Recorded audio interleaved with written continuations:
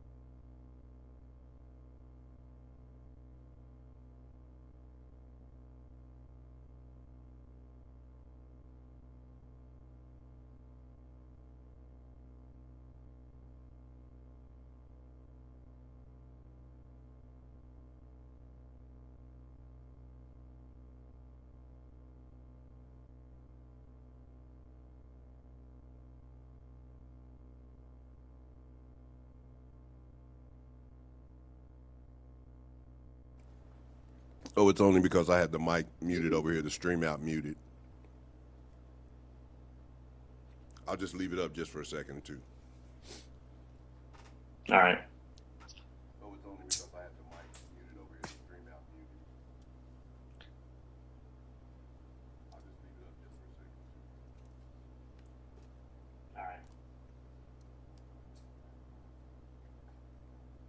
leave it up just for a second or two. All right. Oh, it's only because I had the mic muted over here, the stream out muted. All right. Perfect, Derek. I'm seeing it come through now. All Or right. I'm hearing it come through. Yep. I'll just leave it up just.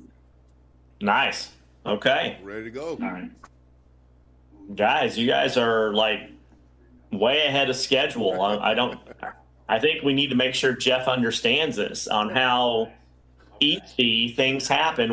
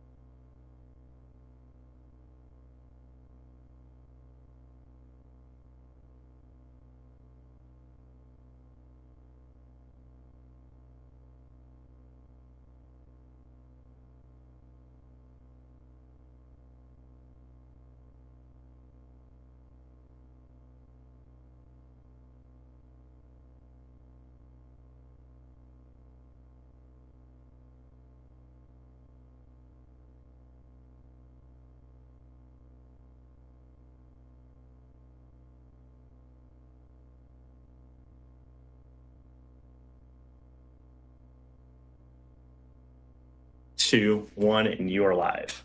Thank you, David. Good morning, everyone. The Finance Committee of the Tarrant County Hospital District will come to order. Thank you all for being here. We do have a quorum present. Are there any citizens, David, that have signed up to address the committee? No, there's not, Mr. Montgomery. Thank you very much. We'll move to item 3, which is approval of the minutes from the February 25th committee meeting. If there are no questions or discussions, I'll entertain a motion. So moved. Motion by Mr. Zimmerman. Second. Second by Mr. Nguyen. All in favor of the motion, please say aye. Aye. Opposed? Motion passes. Thank you. All right, move to item 4, CFO report. Ms. Clark. Hi, good morning. You know, this is starting budget season for us. We try to finish 6 months worth of our year. So really at March 31st, we start to look at volumes right now. We're going to do some high level analysis and try to start planning on kind of the big picture for about a month. And then we will start to roll out budgets usually around the 1st of May to some of our leaders. And we are, as you all know from last Friday's retreat, working through some high-level strategic initiatives that will help drive some of the decision-making for this budget. And Steve and I will be working over the next couple of weeks to try to find some good timing for those budget sessions with the Board of Managers. So you'll see those come onto your calendars, and we'll work through to get as many members there as we possibly can. So that's really my update, just to kind of start to have you guys thinking about what's going to be upcoming in the next 90 to 120 days. Okay. On the agenda, we refer to unbudgeted items, but that's actually embedded in your financials report under item 5. Is that correct, Ms. Clark? It is, yes. We'll be covering that here in just a few minutes. Okay. Any questions for Sharon on her report? What we're trying to do is what we've done over the last couple of budget years is try to be more allowing the opportunity for the board to be more engaged in the different iterations, early iterations of the budget process. And so by the time we get to it in August, that we're all feel fully apprised of what's in the budget and feel like we've had weigh in, and it reflects not only our strategic vision, but you know, the needs of the organization, and that we're that actually August is easy for us because we've already done the hard work. So thank you for that, Sharon. Any questions for Sharon? I'm sorry, I was talking. I do have one, Steve. Yes, sir. Sharon, when will we get the results of the strategic sessions from Lauren so we can dovetail it to your budget presentations? Robert may want to give some of his insight, but I will definitely give you mine. Right now, my team is working with Lauren to try to figure out. If you remember in the discussions Friday, we haven't really identified all the tactics that will be helping support the achievement and the outcomes in that plan. So we're not. You know, this process will take somewhere between 12 and 24 months to actually have some of the strategy after we develop some of those tactics really fold into the budget, where we are prioritizing and realigning almost monthly. And budget is something that just comes in and puts some dollars and some emphasis around those most important items. So this year we're going to do our best as we start to evaluate some of those new requests on just how do they support those 3 major initiatives that we talked about. So it's going to be a little bit less of a formal process, I think, this year, but we will be working in those directives into this year's budget and how new items get prioritized. Okay. Chuck, let me give you an idea of when you actually begin to see the draft of what took place at the strategic planning last Friday. You'll get presented those. You obviously and the other officers will get the draft before it goes to the board, but we planned on presenting you all a rough draft at the May board meeting. Okay. And to Sharon's point, it will be sort of the process. You'll get a culmination of the comments from staff, the combinations from the board. We'll put that in a document. You all as board members and we and staff can see that. That's its next iteration. And then we'll start putting in the tactical parts to it. So Sharon's going to continue to do what she's doing. As we develop that, there'll be more and more tactical parts to it. But I think you all as a board and we as a staff will be pretty pleased when we begin to see the comments of all of us come together at our May board meeting. But you'll already see, you and Roger and Dorothy will see those before we go to board with it in May. Okay, thank you. Good question, Dr. Weber. Any other questions for Sharon? Nope, thank you. Thank you. Okay. Hearing none, we'll move to item 5A, report from the February financials. Ms. Clark.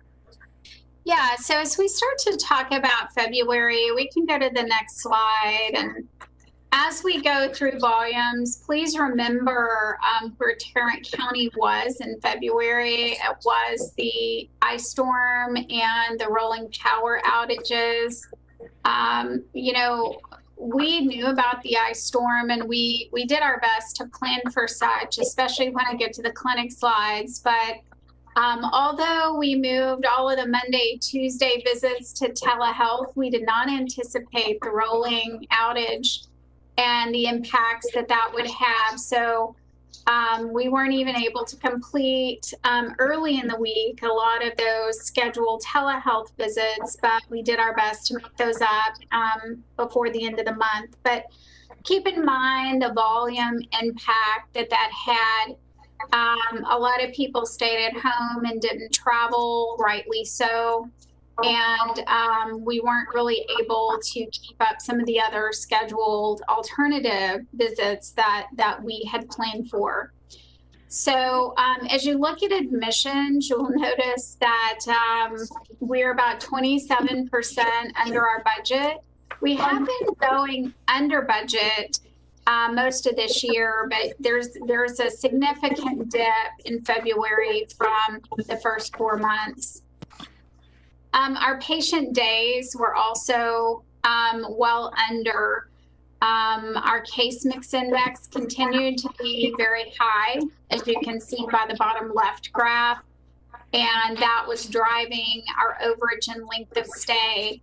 Now, length of stay crept up a bit. A lot of that was transportation issues and, you know, just keeping patients in-house until travel was safe. So next slide, please. So all of these pretty much tell the same story. Our emergency department also saw a dip from prior months. Urgent care was much lower, again, with the closure. If you remember, our COVID shots were also done there on the first floor. So we really repurposed that space during that time. Our primary care visits, you can see there that there's a slight dip. Again, about 2/3 of those had been moved to telehealth for the month, and the striped part of that blue bar. And our specialty clinics actually ended up kind of right on track, but they were significantly under the prior month. We had budgeted for a small dip there, but you can see that about half of the specialty clinic visits continue to be telehealth. Next slide. So, you know, invasive lab cases and observation were not, you know, significantly not as much as some of the prior statistics that we've looked at impacted by the shutdown. But the bottom two graphs for inpatient and outpatient surgeries were significantly lower by 20 and 25% under. Next slide. The mental health statistics that we look at, patient days were about where they were last time. These are less planned and scheduled sometimes than some of the prior slides. Our clinic visits, very heavily weighted this month. Over half of those were actually done by telehealth. Our emergency visits dropped slightly, not as much as our medical visits did. And our outside medical services kind of leveled off to budget levels. On the next slide, these are some more of our higher level financial metrics. Our days cash on hand continue to increase with the receipt of the property tax payments for the year. So those are transferred from the county very quickly as they receive them.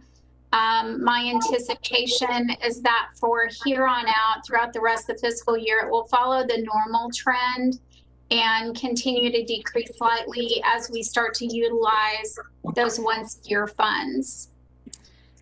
Net AR days continue to be very strong at 42 days. And our FTEs per adjusted patient day is unfavorable. This is a year-to-date slide, 5 months in. Our actual is about 6.14, and our budget was just under 6. And this is primarily impacted by these lower volumes that we've experienced this year compared to our budgeted level. If you remember, during the budget fiscal year 21, we had planned kind of a slow ramp up that would return us to the pre-COVID volumes that we had seen and experienced. And we just have not picked up that volume as quickly as we had anticipated. The next slide shows us our connection enrollment. This is continuing to increase on an upward trend each month for the last 14 months.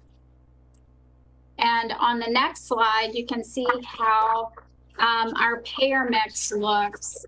This doesn't change much every month, but I think it is always a good reminder. We have a large part of self-pay and connection that is effectively unfunded patients, so close to 40% there. We have about 13% commercial. Again, those are ACA plans. A lot of them have really large deductibles. And the blue section represents our 3 categories of Medicaid, whether it's traditional, pending, or managed care. And then the yellow and orange represents our Medicare business at about 1/4. So when you look at page 25, the next page, this is everything as it rolls together. For February, again, we were impacted by volumes, but we're actually over in our projected net patient service revenue. Again, this isn't cash that we've collected, but it's cash we expect to collect based on historical trending from the business that was performed during the month of February.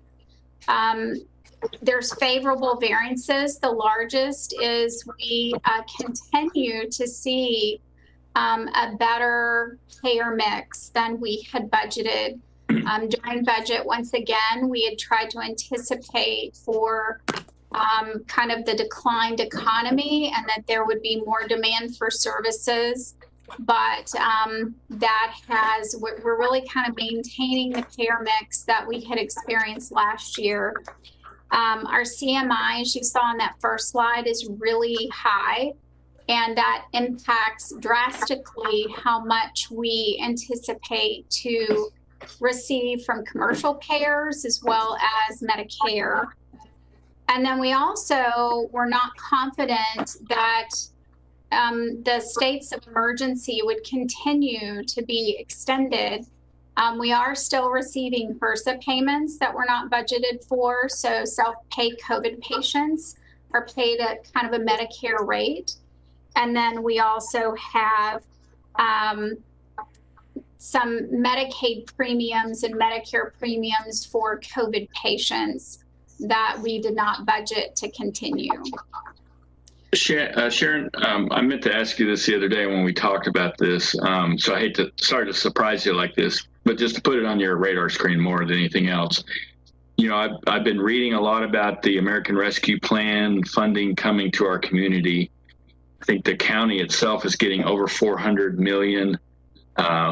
The city of Fort Worth getting $185 million. I think all collectively in excess of $800 million is coming just to Tarrant County and its cities. Have we received any analysis maybe from our national groups or anything about what kind of impact ARP might have on Tarrant County Hospital District? I have not seen any of that, but I'll be happy to reach out and try to get an estimate and report back to this committee. You know, as a reminder, we still do have the CARES Act money that we have not recognized. Those rules are still fluid. And the time frame in which we can earn that CARES Act money may be extended is what I'm hoping with the extension of the pandemic. So we'll take that into account and try to give you a report back. Okay, thank you. You bet. It's a great question.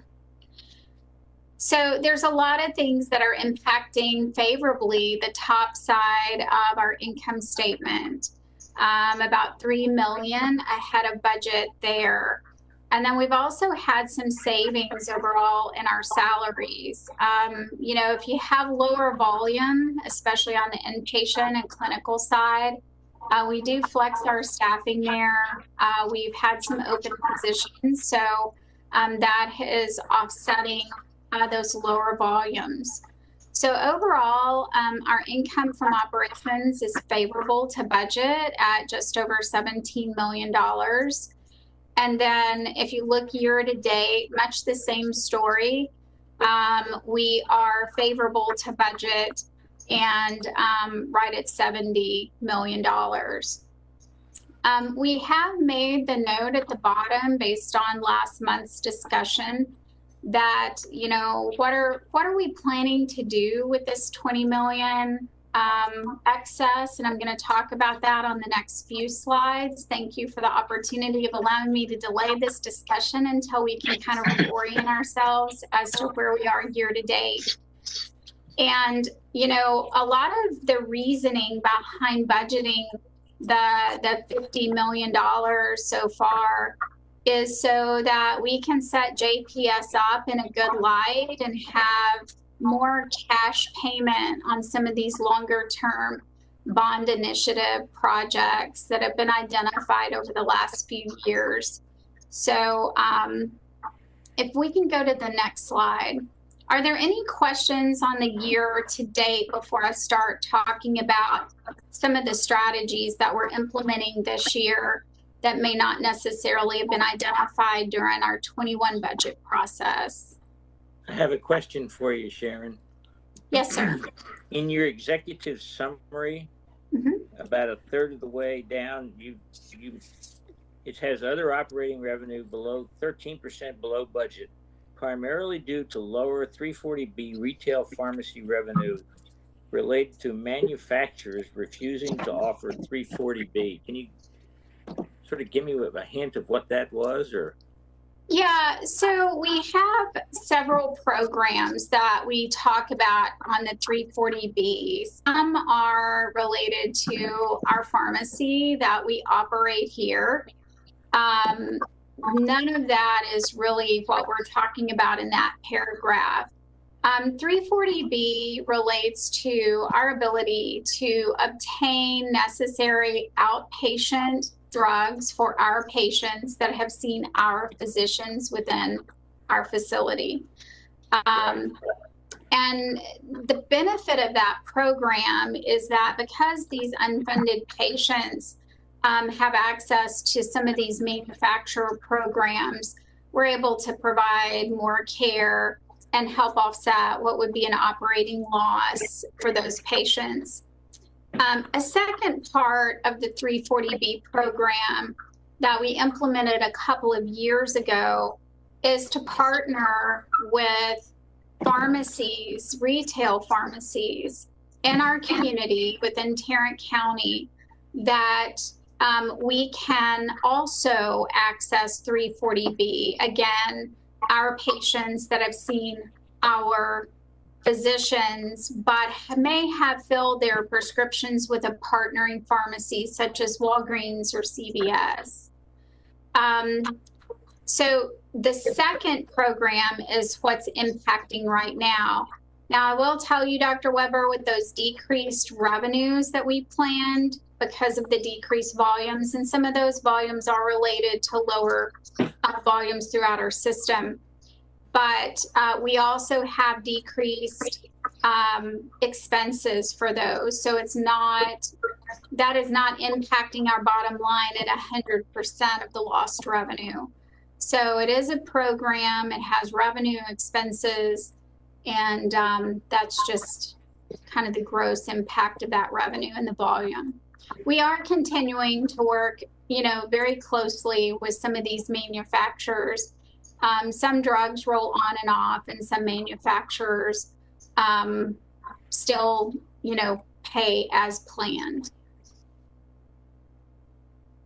Okay, it just intrigued me that it was manufacturers refusing to offer the 340B. Correct. There's a lot of discussion, and has been a lot of discussion over the 340B pricing, as you well know, over the last 5 to 10 years, actually. Okay, thank you. You bet.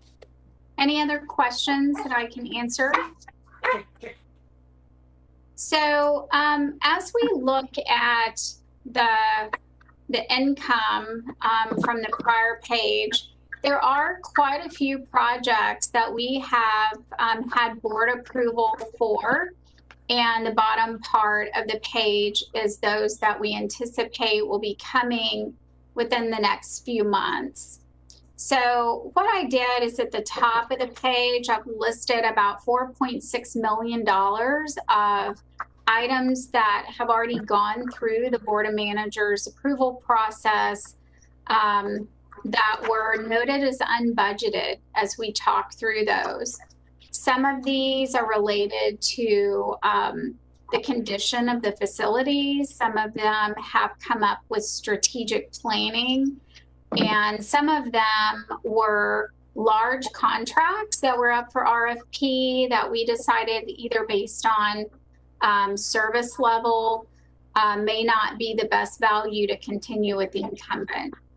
So the first one there and the largest is the IRMA consulting projects. As you remember, back in October, Adam Lane gave us a pretty comprehensive review, both at planning and at finance. And so 2 of those were budgeted. This one related to mechanical, electric, and plumbing assessment. We discussed the MHMR contract and the increase there in January. We have an acclaimed practice analysis that kicked off. A guidehouse was selected with that. That got approved back in February. We approved last month the elevator maintenance contract, and there was a landscaping contract where we really went with a vendor who we felt like could provide a more thorough service level. Some of the things that we know are coming up is some items that we've identified for life safety and facilities improvement, about $6.5 million that are going to be operating expenses. My next slide is going to be a few capital items, but all of the items on here will be impacting our income statement. And we feel like these are going to be the impacts to that during fiscal year 21. Some of the larger items in here are some waiting area, furnishings. We've also identified some cabinetry, some of the fire code. We're going to go back in and really do a thorough repair on some of our actual, just the facilities and where the patients are being seen. You know, even though we plan on building a new facility, we still have to maintain the facilities that we are currently in.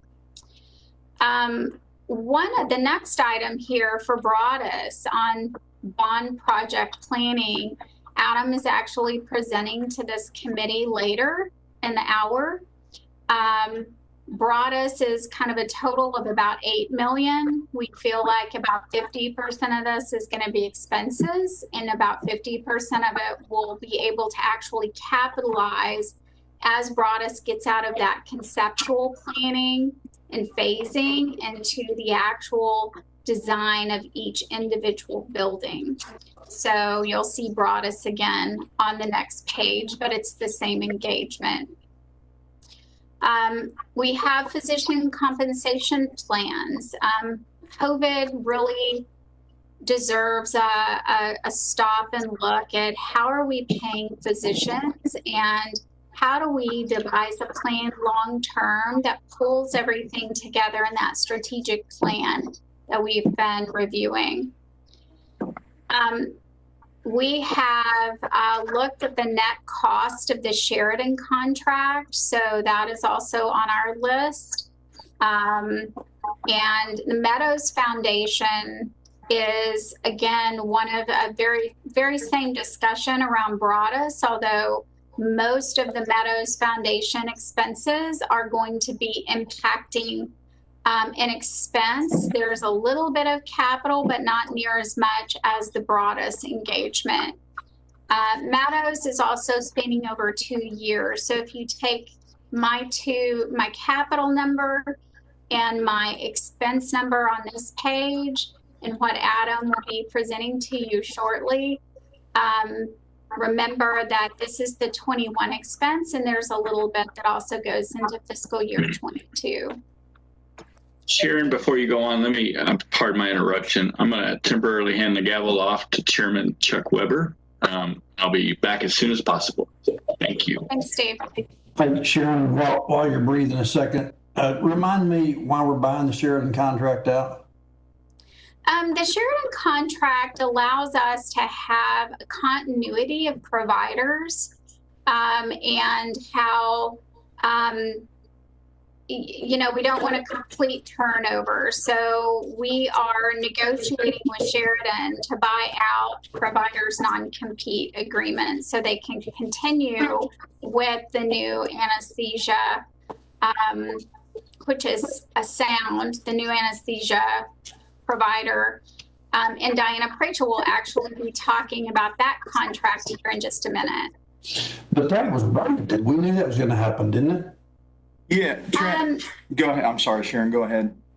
No, we did budget a portion of that, but we did not cover the actual, when you added it all together, there's a slight increase in Sheridan, so, or in anesthesia services. So part of it is a buyout. Part of it is also an increased level of service. It's a very large expenditure, so relative to the total contract, the $750 overage is not significant, but there's a couple of CRNAs that are added, and there's a couple of areas of coverage that we increased for anesthesia. So it's not just about the buyout, it's about the whole conversion and the new service level as well. Okay. Robert, what were you going to say? The other thing, Trent, is we worded that better. What we found is there were so many qualified CRNAs and anesthesiologists that could just immediately transition over. So to Sharon's point on continuity of care, it was hugely helpful. And you're right, the buyout of the contract was not a surprise, but I would not give a percentage on it, but there's a good deal of those folks that will just transfer over. Now, Sound is doing a good job of interviewing candidates. We've had some folks that they decided were not going to fit their program, had some good folks that do, but it's really about continuity of care, and we couldn't do that with the non-competes that were out there. Okay. Thank you. You bet. And Trent, again, I just want to clarify that's 1 year cost to another year cost. So a significant one-time cost is the buyout, but there were also some increased service levels. Thank you, Sharon.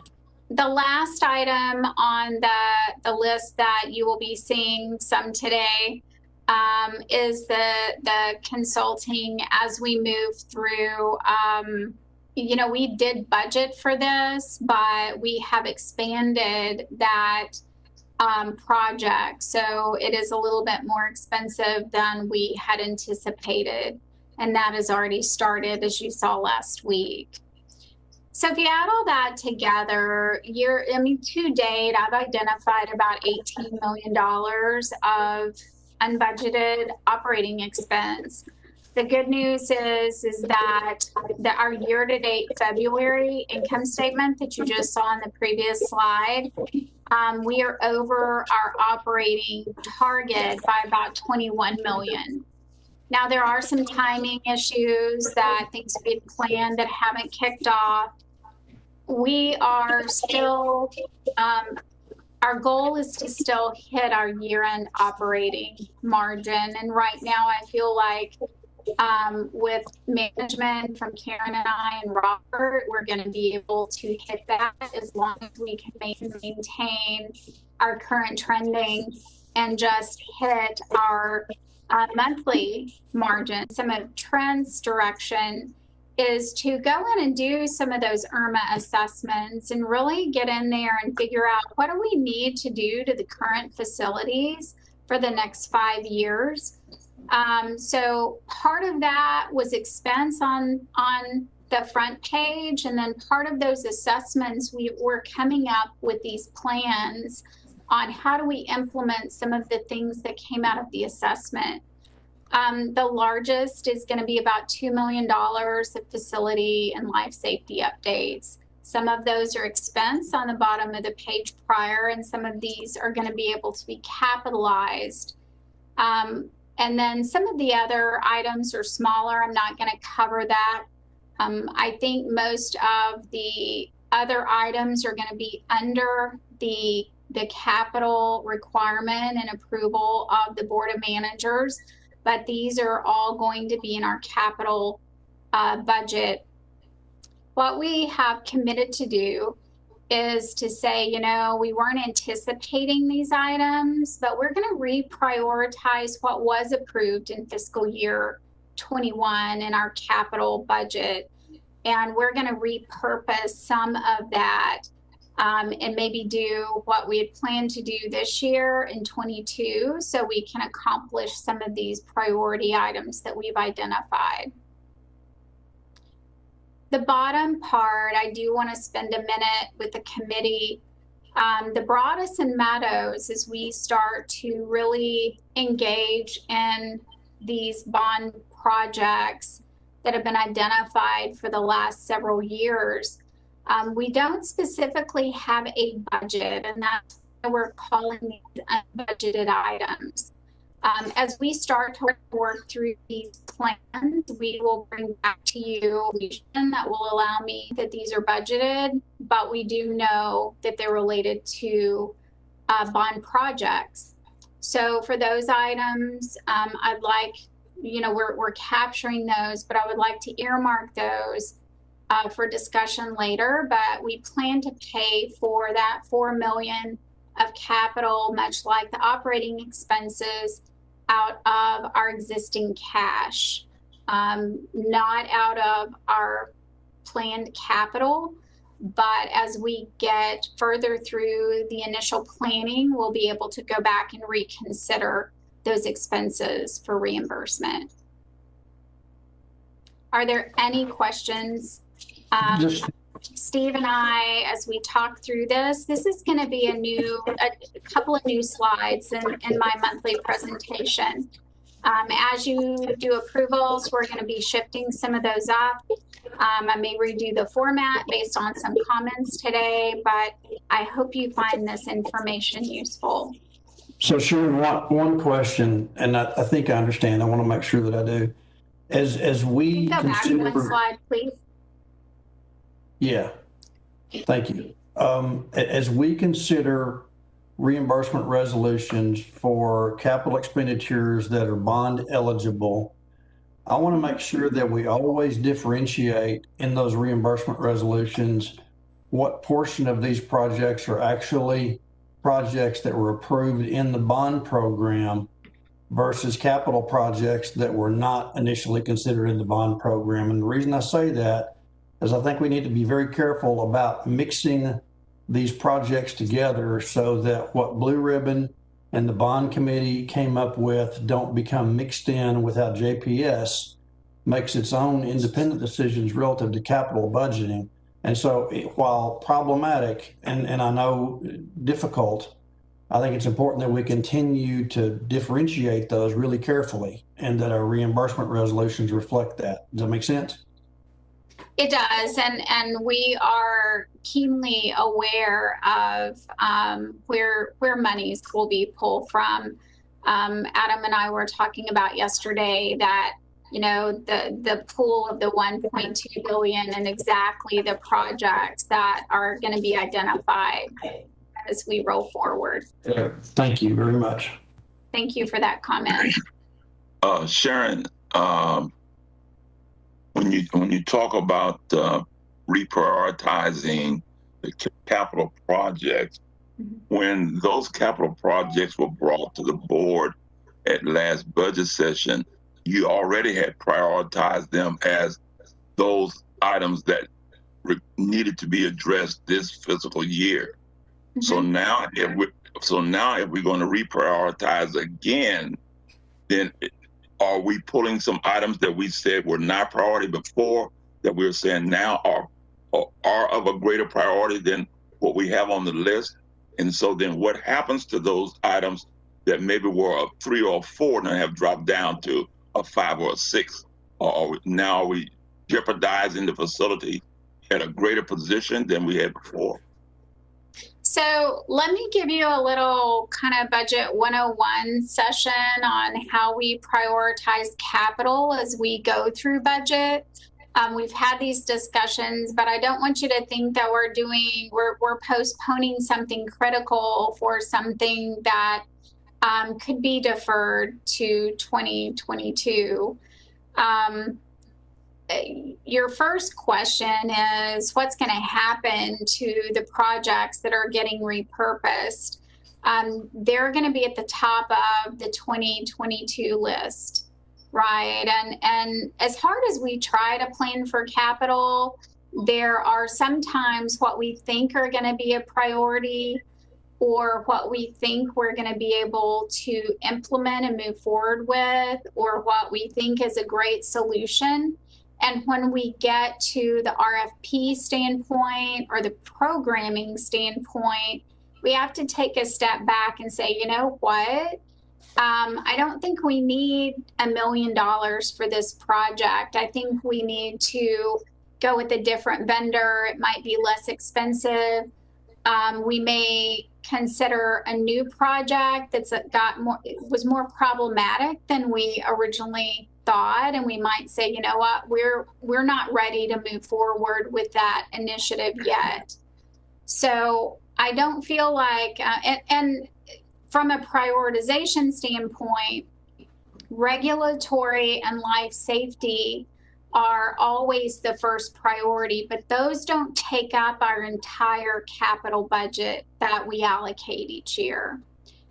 Then we go to some other criteria that we evaluate. So To answer your question, I'm positive that Karen and I are not going to defer something that we felt like is still critical. And we're talking about $3 million out of close to a $40 million budget. So we are going to reallocate, and we don't really feel like that's a problem. Pastor Emerson, Okay. I want you to know, and I don't know if you took notes because you felt like you were back in the classroom, but both Karen and I and everybody on staff have been to Budget 101 classes too. So welcome to the classroom for us. I go to that class every day. It is a challenge as we sort of try to figure this out and go through the process and everything else. Are you okay? Do you understand that process? Because half the time that's exactly where I am in with my questions to Sharon. Oh, I do understand, and I think that process maybe needs to be explained in detail as we sit at the table to discuss budget, because what we receive is these are the items we felt were priority this year for capital. And so now we're saying maybe they were not what the message you receive is that maybe they were not as important as we thought that they were. There's a reason why you put it in the capital expenditures, to address. And I think it's just a clear message maybe should go forth to the board. Yeah, I totally agree. I think it should go not only for the board, but I think it'll be helpful for the county commissioners. And I think it's important for those live streaming, listening to us, to think that, one, we're not being willy-nilly about changing. Certain priorities do change, and particularly in a year of a pandemic. And as we see things change, and as we put a different look upon structures compared to telehealth needs, or what we're doing with a patient volume change, that makes it for an organic budget, much like you certainly did when you commandeered budgets at the city in the director of Parks and Recreation. You knew that those things were going to change. So I totally agree with you, Pastor. I think we have to have a better communication, particularly for our county commissioners, our board members, and those listening on live stream. Good point. Robert? Yes, sir. Judge Whitley might take a little bit of offense that he'd be going to Accounting 101. It wasn't Accounting 101. Yeah. It was a reminder. True. Yeah. It's just a reminder of the process we used for Budget 21. As we start to incorporate the budget with strategic planning, Budget 22 is going to try to incorporate what planning we have already done, and how does our capital budget support reaching those strategic goals. And then we're working on really how does that strategy development and the maintenance of those really go forward into 23 and beyond, much like those tactics that we were talking about for those operational expenses. But we do really have, just because it's on the capital budget, I also want to tell you that we don't just spend capital because there's a line item that's been earmarked for that item. We, prior to purchasing or prior to moving forward with a project, we completely vet all aspects before any monies are committed. And during that vetting process, there are things that we did not know or did not consider as we move forward with capital. So capital can be fluid, just like our operational expenses. Our budget is a plan. We need to plan as well as we can to make sure everything fits, and that at the end of the year, we're going to be fiscally responsible. Budget a little bit in February. And so it appears that a claim is not as far under budget, but they are definitely under trend for their encounters. You also can see that You know, the payer mix again looks very similar to the payer mix slide for the medical center. And, you know, how the monthly encounters by department fared specific to specialty for February versus budget. So if you can flip to the next slide. Next slide, please. And before you go to the next slide, on the Yes. Medicaid pending at 2%, is that in line or is that a little bit low compared to the volume that we have with the self-pay? So the Medicaid, can you go back to one slide with that question now? Okay, we'll just stay there for a minute. I think your question, DT, was on the Medicaid pending slide for the physician network. We're showing it at 2% in the top right. And then the Medicaid pending is higher for the medical center as a percent of revenue. So again, these are all percent of revenue. It's not necessarily a patient count. Especially on the medical center side, many of our inpatients come in, and as we submit their application and work with them for eligibility, the larger inpatient cases is what's creating that 7% on the medical center side versus the 2% here on the payer mix slide. Does that help? Yes and no. Okay. Just more worried about is are they cherry picking? The physician side is much lower fee, and they're not paying as much as attention on the facility side. But so from a claim standpoint, I really don't feel like that's a risk because they're seeing our patients in our clinics. But because they should be seen more on the clinic side, with, you know, providing that we can spend a lot of. I'm sorry, I'm having a little trouble hearing. Yeah, me too. I'm a little bit. I'm just trying to pay attention to make sure that it doesn't seem to make sense for me because, you know, we've been trying to have outreach and all that stuff going on.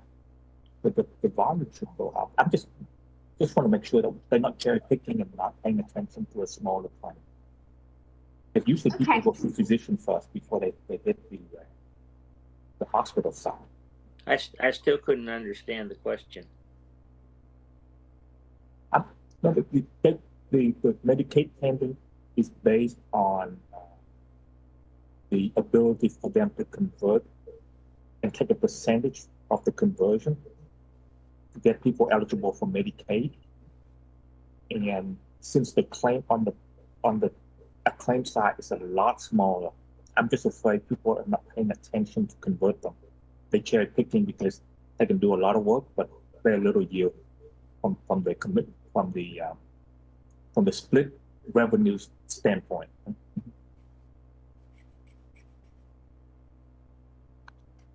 You get what I'm saying? No, I didn't understand the last sentence. Let's say if the hospital, right, if they qualify people for Medicaid, the hospital bill may be $10,000, payable may be $2,000. A fee out that can be, let's say, $100 or $200 or something like that, depends on the contract. Where the physician billing may be in the $40 to $100, so the yield's a lot less. So they may not put the same level effort to get one converted to Medicaid than would be on the facility side. That's what I'm saying. When I see the number. Sharon, does that, DT, I understand that question. Sharon, does that make sense to you? You understand the direction of DT's question? I still don't. I do. I think, DT, you're focused on the two companies that we work with for the Medicaid eligibility of the more intensive patients. Mm-hmm. So I do think that that Medicaid eligibility is outsourced because of the complexity of some of our inpatients. If we identify a complex outpatient, we do forward and have that firm work. We do have eligibility workers that are employed by JPS that work with Michelle Haynes' area that you guys have heard from in the past. And as we try to get them qualified for connection, we also try to look for other sources of payment. So if they could potentially qualify for Medicaid, and we always can reach out to those resources. So I will follow back up and ask some questions around that, and we'll get back with you and let you know what we found. But I think that the larger percentage that it's really driven by those lower dollar amounts that you mentioned per patient, and it's just they have more of a $40. The payer mix graphs that I show you are based on total dollars of revenue billed, and not on the quantity of the patient. So they're kind of weighted towards the inpatient, more so on the medical center side. And even if the physicians are billing for professional fees on inpatient versus outpatient, they're a more similar amount than that would be on the medical center.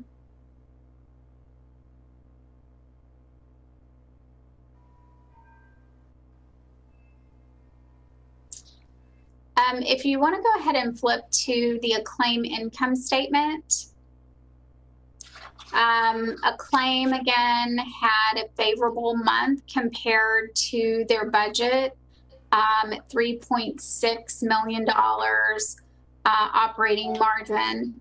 Year to date, they are at about $4.5 million ahead of their planned budget at $16.8 million. And then on the next slide, you can see as a combined entity what we are looking at, and just on the year-to-date right-hand side of that, you can see that based on our budget of $27.8 million, we are well ahead of that. But again, we've also had some items that we know will be coming later in the year that we discussed a few slides earlier. Are there any questions on Acclaim or the combined income statement that I can answer for you? No.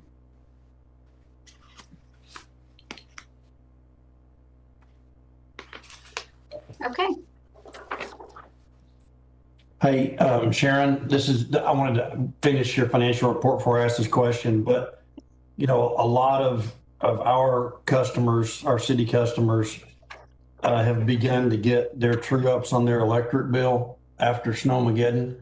Can you give us a little bit of information about our exposure and about our expectations in terms of what those, especially facility fee costs, are on our electric contracts and where those stand? So I may need to update you at the next finance committee, because I'm not sure that we have received our billing from that. And I do know that the city of Fort Worth is going to make some concessions for some of that utilization of electric and water, and I will make sure to make a note, and we'll talk about that in March after all the final numbers have come in. Okay. Well, among three of my client cities, there's over $100 million in facility fees that were not budgeted. And the electric and utility cost? Electric. Okay.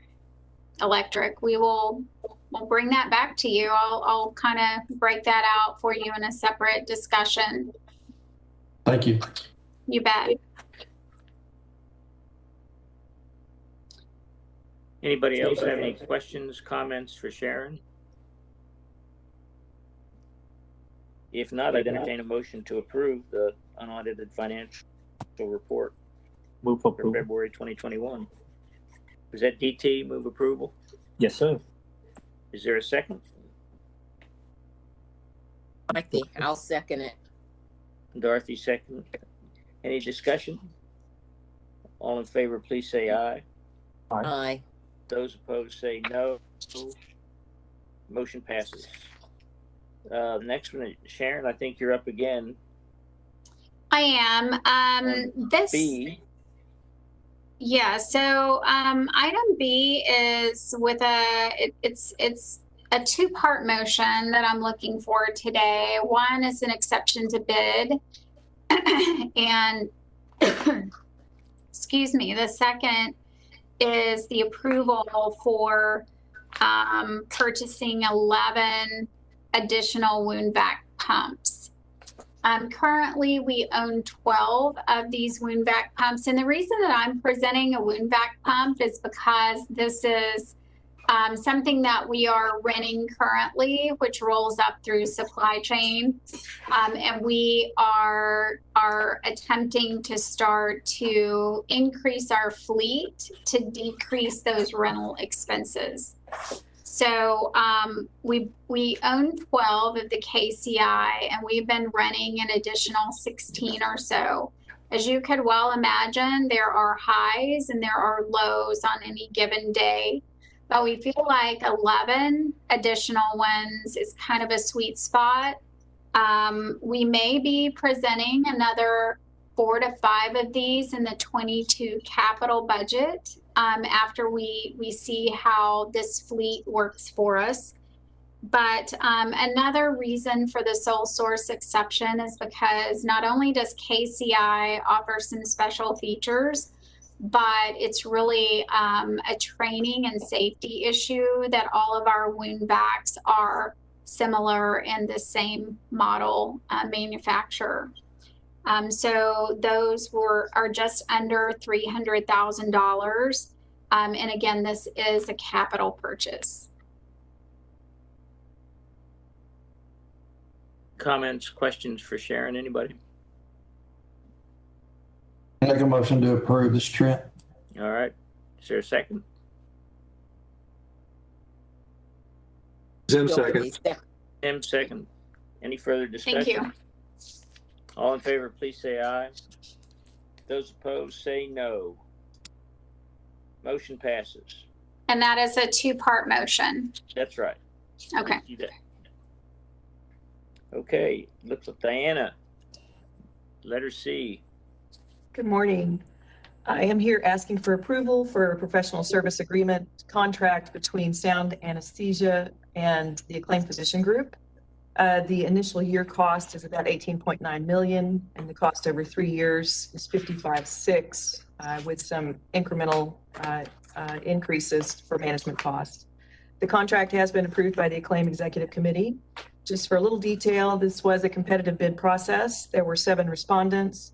3 groups were moved forward in that process. And then after careful consideration, Sound was chosen really for their commitment to quality and their ability to staff a system like ours. The initial contract included an investment to maintain provider continuity. Sharon spoke about that earlier, and you approved that cost last month. In years 2 and 3, there will be a little bit of savings, about $226,000 over the current anesthesia cost.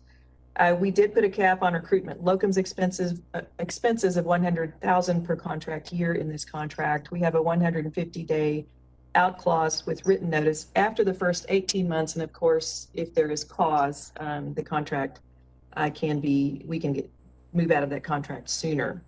I know you spoke a little bit earlier about incremental changes. There is a little incremental change to cardiac anesthesia services at our request. We've asked for board certified cardiac anesthesiologists in our from our chief of cardiac surgery as well. We increased weekend coverage with CRNAs. Just for your benefit, the contract requires 20 physicians and 56 CRNAs to cover our system here. That includes Jessica, labor and delivery, the main OR, and our other interventional areas. So, Diane, I have a question. Yes, sir.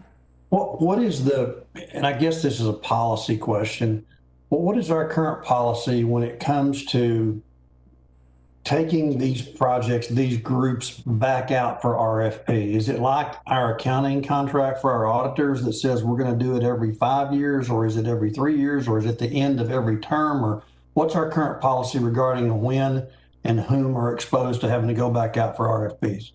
In general, our policy, whether written or not, is 2 terms plus the renewals associated with those terms. So generally terms are 3 years, right, with the renewal or 2 on there. So it's been for anesthesia about 10 years since we've gone out for bid. And so that's what we're trying to stay with, 2 terms plus a potential renewal or 2, and then they go out for bid. And most of our contracts are 3-year terms now, right? Most of them are 3-year terms, correct. Mm-hmm. So every group, essentially every physician group should be expecting to have to respond to an RFP a couple of years after their second term. I think, yeah, an RFP or an RFQ, which is a little bit simpler process. And part of that discovery, Trent, would be in some cases, there are not large groups, national companies, if you will, to cover some subspecialty services, correct? So if you think about, in particular, maybe ophthalmology, there are not groups out there nationally who are willing to step in and bid on these contracts. And so that's a part of our discovery as we think about moving forward or not. Certainly for anesthesia, hospitalists, some of those are easily sent out for RFP. There are multiple companies who can bid and who can cover a network as large as ours. So then when those RFQs or RFPs are received, is there an internal committee of staff that reviews those? And if so, what criteria generally are they using for review? So a formal process, right? Staff members are chosen. There are physicians who are associated, who interface with those groups, right? There are nursing leadership, sometimes the chief operating officer or designee. So there are hospital administrators on those groups. Then there are stakeholders such as local nursing directors or executive directors who interface with those groups. So for anesthesia services, you would certainly, there were members from the OR included on that. So those members are selected. It's a very formal process. We use, council directs that process and sends out those RFPs. We pull stakeholders together to determine what the service needs are, and then those are formally sent out and available. And then outside counsel then sort of brings together those proposals, and that group meets to review those proposals regularly and then determines who moves forward based on our ability to cover the service. Occasionally we have groups who bid on a service who really have no experience at all with covering a network as large as JPS. And that doesn't exclude them completely, but there's a little, there are reference checks to understand what that would mean to transition to a network as large as ours. But it is a very formal process. So is it an empirical process that establishes the scoring on those reviews of those RFQs? Yes, sir. There's score sheeting, and it might vary based on the service, depending on what the needs are of our service, correct? But yes, there is a score sheet. Those scores are tallied and reviewed, and then contract is awarded, and the process starts. So a group that has been here a long time is not necessarily scored the same as a group that has not been here a long time, just because they have similar skill sets, right? That's correct. So it would be scored. They would enter into the process exactly as any outside service, give the same presentation that's been asked of any outside service, and then be scored along the same score sheet. So there's not credit given for years of service, if you will. Okay. And are we legally required to go out for these RFPs or RFQs? I will let Daphne address that. Daphne. So the policy would govern how frequently we go out. We would refresh qualifications, every so often, like Diana said. So we could continue on with the same provider, I think, in accordance with our written policies. So we wouldn't have to do it under the law. But I would have to, look at the policy to see if it actually builds in the time frame for going back out. Okay. Not today, but at some point, I'd just like to make sure I understand the written policy for going out versus the constant, the current process of going out, and whether or not there needs to be any alignment with policy that's so that this is consistent. Okay, thank you. I have a question, Diana. Yes, sir. Is this our goal to consolidate under one vendor? Or it just happened to It's be? not a goal, DT, at all. That is not a consideration at all. It happened that the sound anesthesia group met the criteria. They scored high. The group, they gave a great presentation. Probably better that they gave the presentation back to the board. So can you make sure that they can update us on the status? Because we barely hear from them except the last meeting. That's correct. I understand that. I think there's a concerted effort in the quality committee to bring those groups forward through quality to give those presentations. And so you'll hear more about that. They also, I will say, I don't think it came up in the last conversation we had about the hospitalist group, but they do give a quarterly joint operating council report to the chief operating officer, the CEO, the CFO, and all of those other, a very formal report every quarter to all of the administrators, hospital administrators, and others. Because they start out with hospitalists, now they're moving to anesthesia and emergency and all that stuff. So I like to get a little bit more prepared if they plan to consolidate all that stuff for us to see the plan, because we put a lot of eggs in one basket, and some of us are not happy from perception standpoint. I'm not talking about the clinical delivery and all that stuff. Right. We got into this contract. What is their policy now on? I know they're using anesthesiologists and CRNA. What is their policy on AA? And are they moving forward with that? And not sure I understand what you're asking. What is the policy on? What's AA is anesthesiologist assistants. Oh, I'm not. We don't provide for that language, so that has not been a request. As they come on board, I guess we can talk about that. But right now, the contract is for CRNAs and physicians. It's just a big shift in policy from the board also as well. If they included the AA as part of the delivery to lower the cost. So if that is the direction they may be going, could you let us know ahead of time so that we can review to see the plus and minus of using a different skill set than CRNA?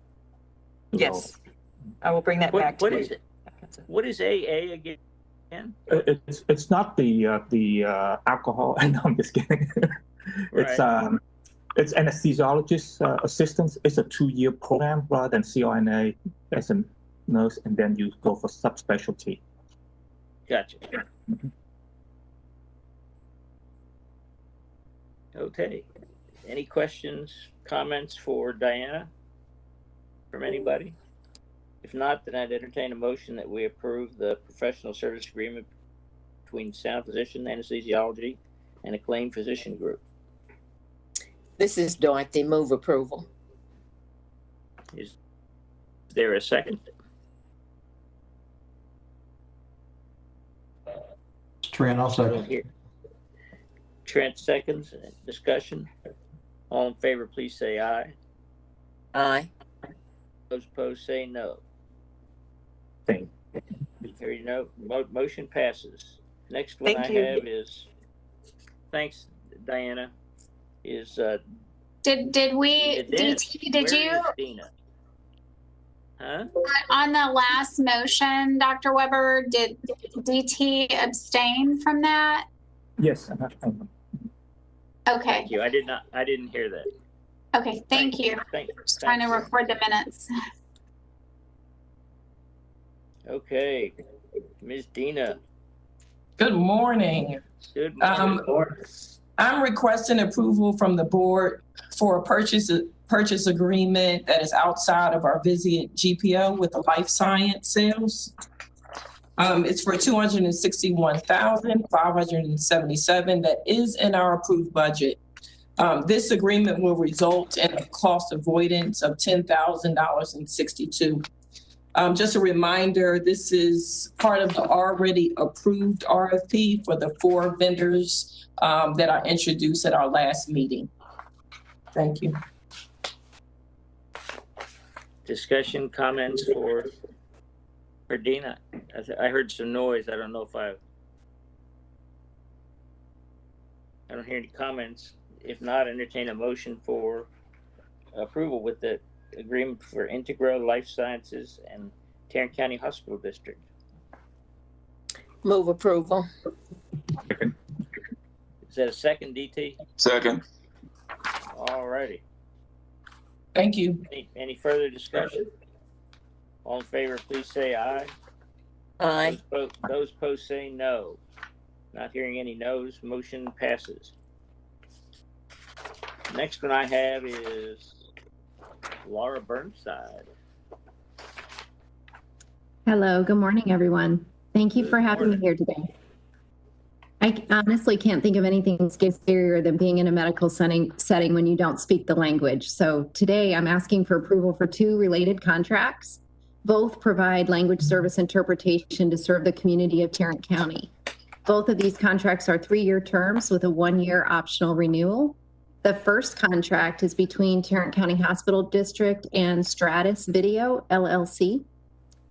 And a couple of months ago, I presented about language services and the critical and important role that that plays in the work that we do in order to provide culturally competent care for each and every patient who comes through our doors.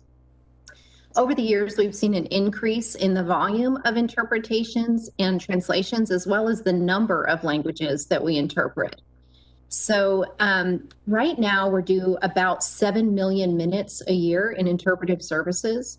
About 2 million of those minutes are completed from our in-house interpreter team, which consists of about 43 employees.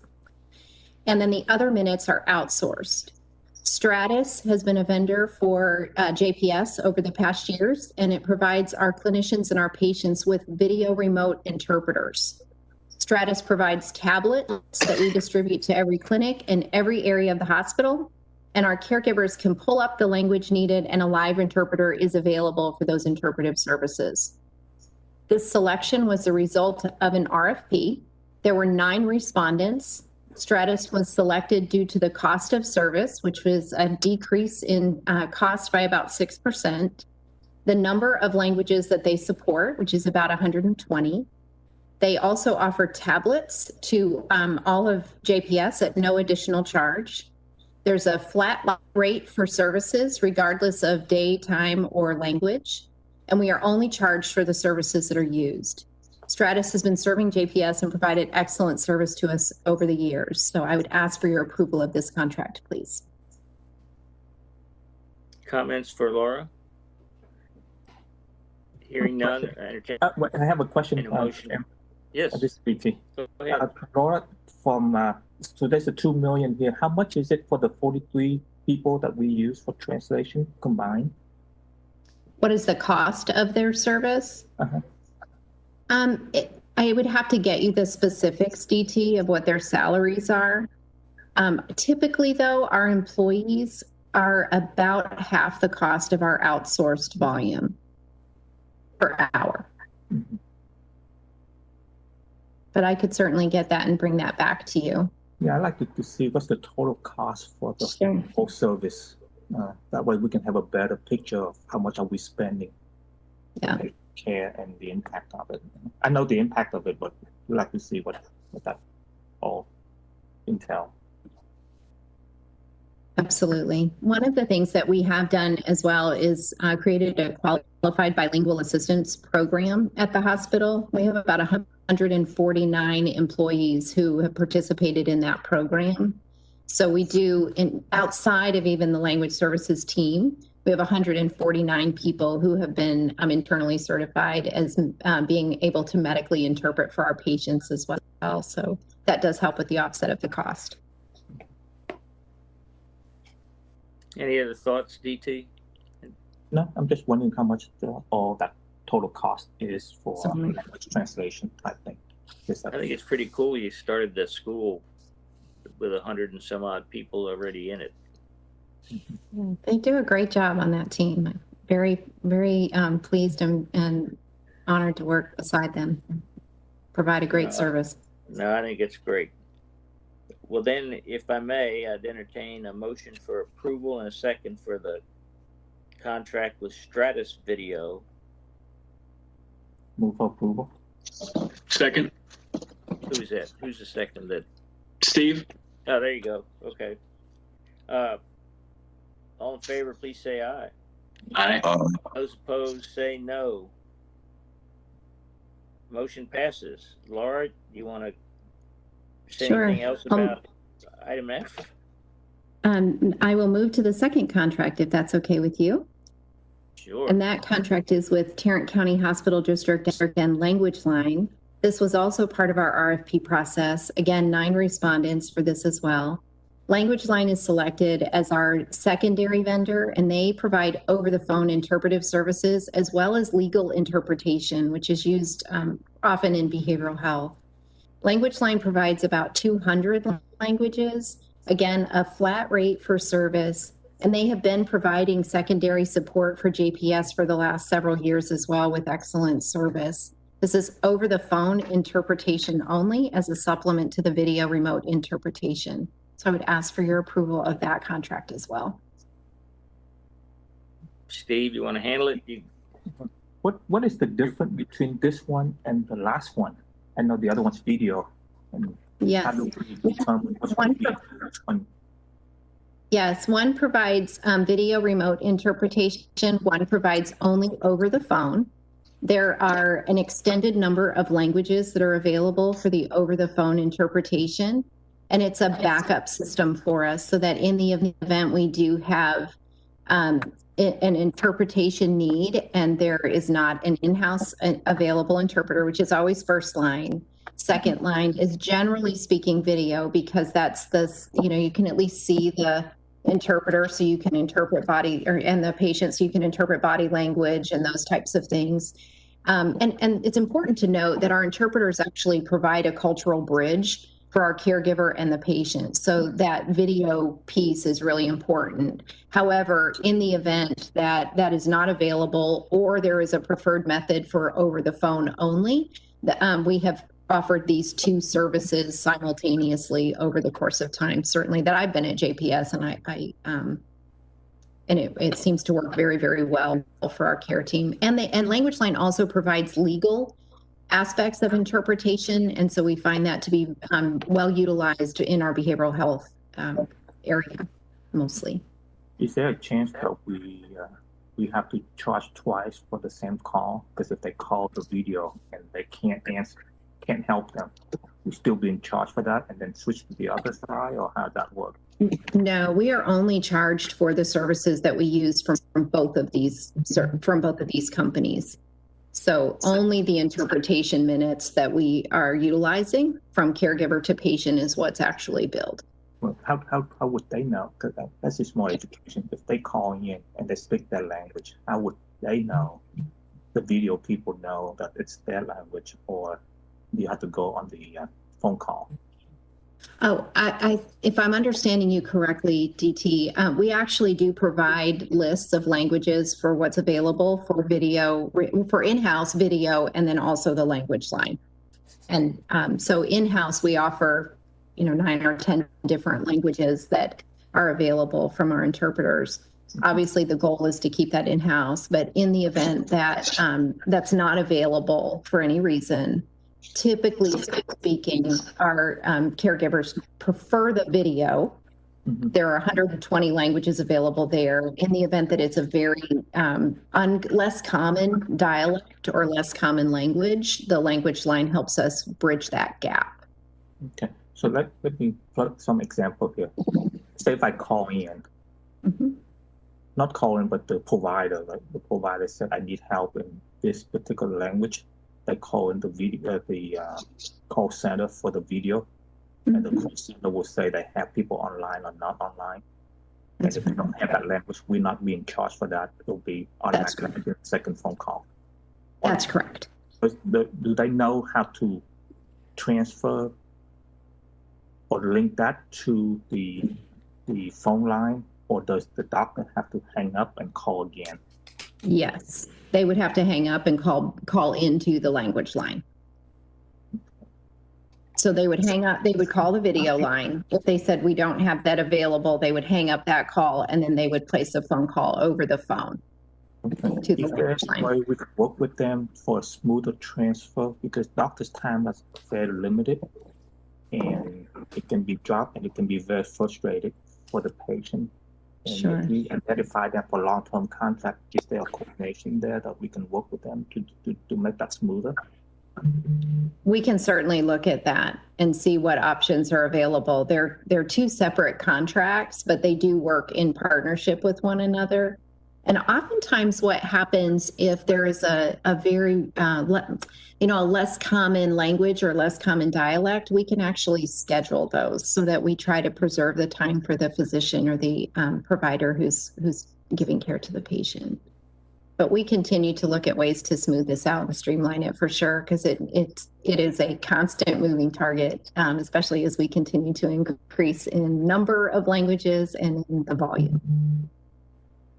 All right, thank you. My pleasure. Steve. Thank you so much.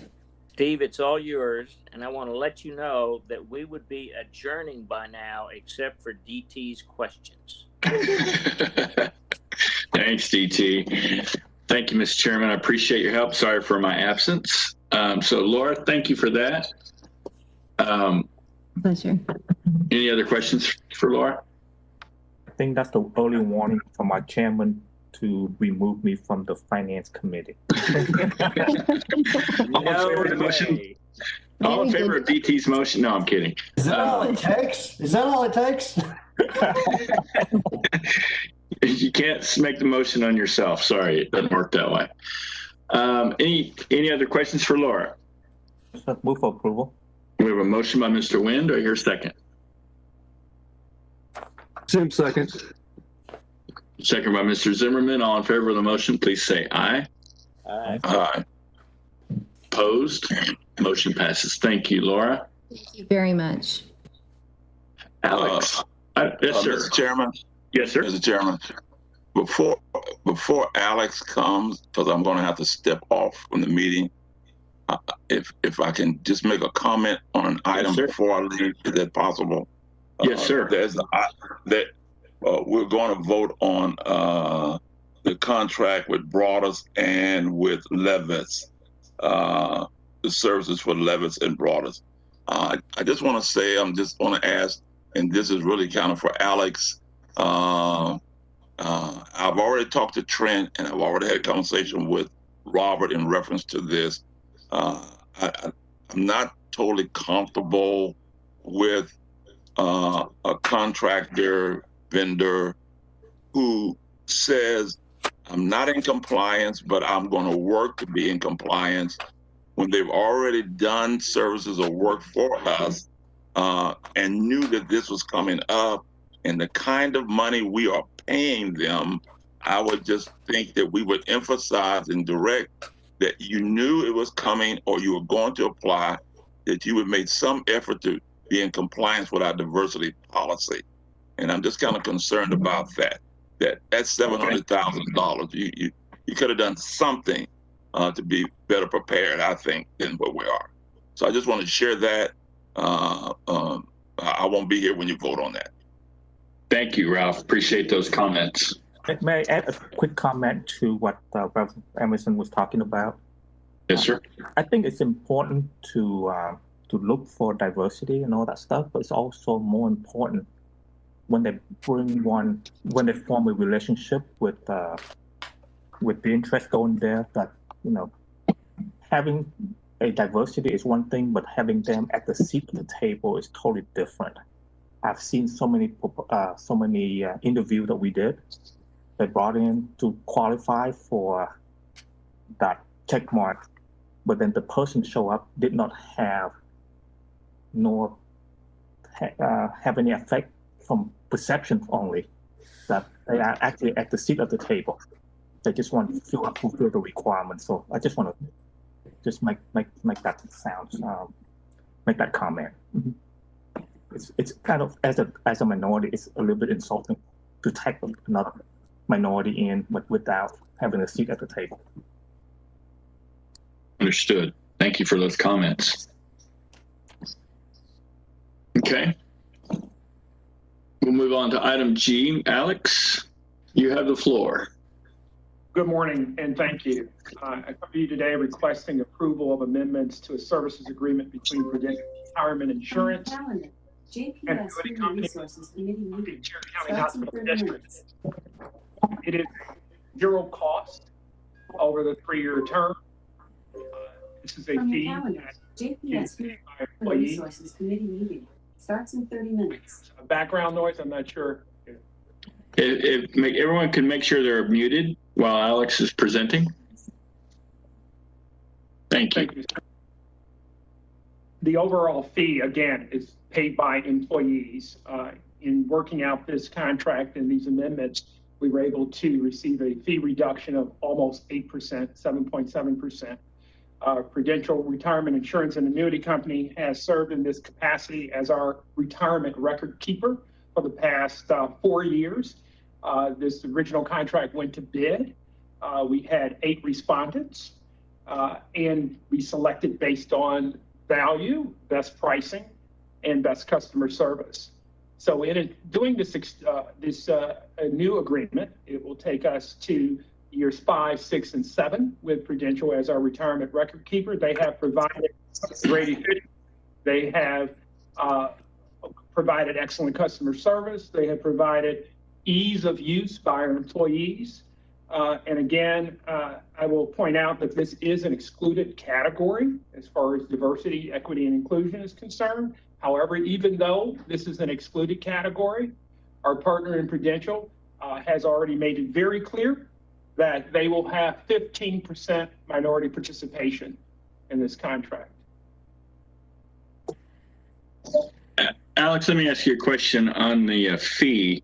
You mentioned there's no fee for JPS, but fee for employees, which is pretty typical. There's not an increase in a fee for them, is it? No, it is not. It's actually a reduction. Okay. Almost 8%, 7.7. Oh, per employee. That's okay. Got it. For the plan fee entirely. So the overall plan fee for all employees is about 1.276 million. It's based on assets, and so it'll fluctuate. About 337,000 of that is an administrative fee. The balance is an investment fee, but of course, they will both fluctuate a little bit just based on the size of the portfolio. But it is by far the best price, and we are locked into this reduction. So employees are actually receiving a discount by not only from the competitive landscape, but from the prior year with Prudential itself. Okay, great. Thank you, Alex. Thank you. Any questions for Alex on this? Yes, I'm a little bit confused on this agreement. Is this for their retirement fund, or is it because the insurance throw me off? Yeah, this is all about the 403B, Mm-hmm.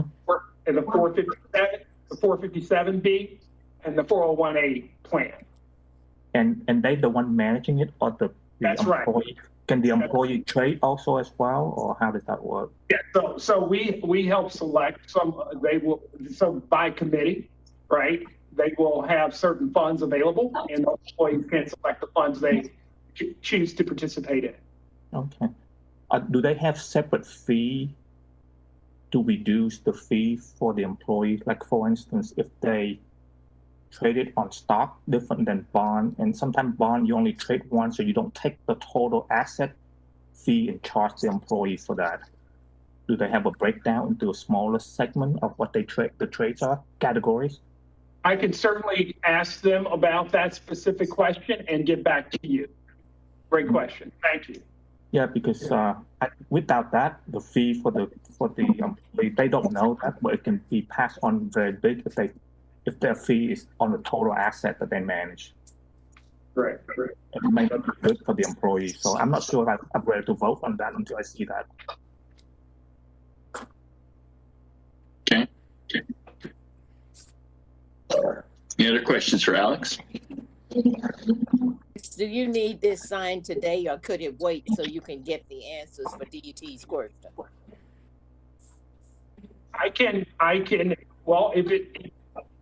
It depends on when it would come up again. If we would have to wait till the next committee meeting, then I may need to get that answer and if allowed to quickly get that answer and come back to in front of you if that's a possibility. Okay. Finance committee.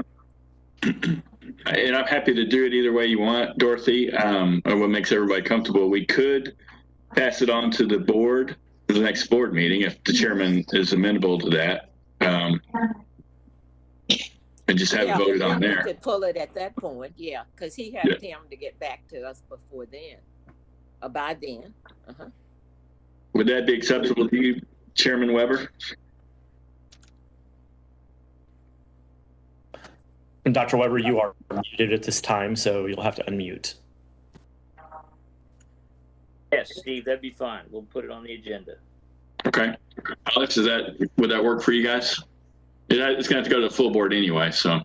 Sure, that would work, yes. So I'm assuming we'll forward it to the board without recommendation from the finance committee. I'm okay with that. Okay. Thank you, Alex. We'll move along to DT, you okay with that? Yes, I just want to make sure that we're protecting them because the fee, even though we don't see it, it can be high for them. I do understand. Got it. Okay. Let's move on to item H. Adam Fastlane. Your middle name Fast? It is not, but I'm not going to share what it is with you.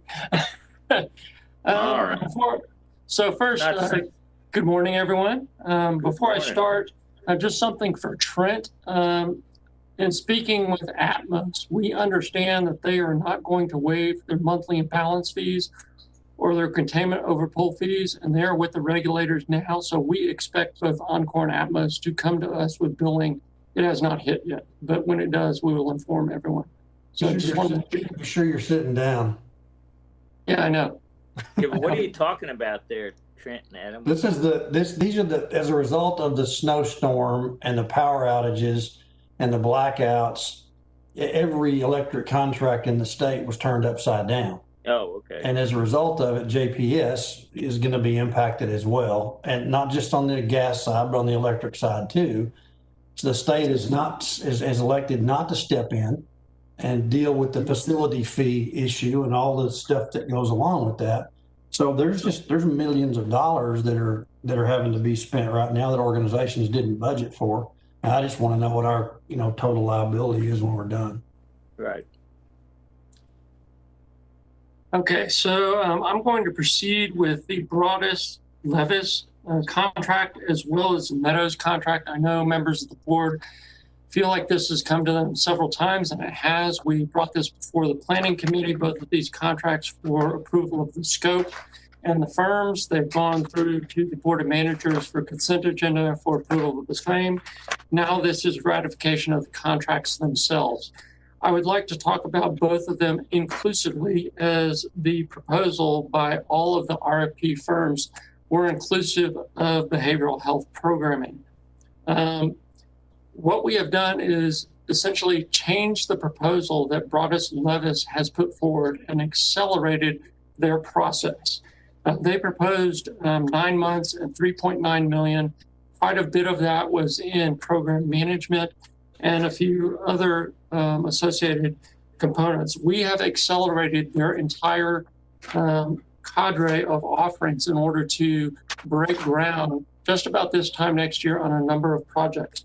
Just to give you an idea of what those include: strategic planning, functional space programming, master planning, financial modeling, cost estimating, scheduling, home, minority, women business planning, the mechanical, electrical, plumbing, master planning, the traffic and parking analysis, the real estate analysis, information technology analysis, the civil and geotechnical, and the program management services. A number of those items were not fully contemplated in their initial offering. So what I'm bringing forward to you today is approval of the Broadus-Levis contract. It's for $7.992 million. That is the first one, and we'll get to that in a second. And the second one is the Meadows contract for $735,000. The reason I want to talk about... Yeah, we'll take them one at a time, Adam. Let me finish something just quickly first, if I could. The folks that were proposed in the Broadus Levis contract, Crosspoint, they were not a minority firm similar to Meadows. And in fact, we are still holding at 69% hub participation with these inclusive, which is 44% above our threshold. And we are very excited about that. So I ask for approval of each of these contracts one at a time. Okay, any questions for Adam on item H? Yes. We've had a lot of discussions about this. This is a big one, but it's obviously we've talked about it a lot, and I want to make sure everyone's got their questions addressed.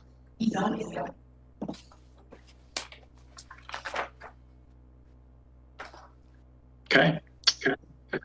Anyone have a motion on this?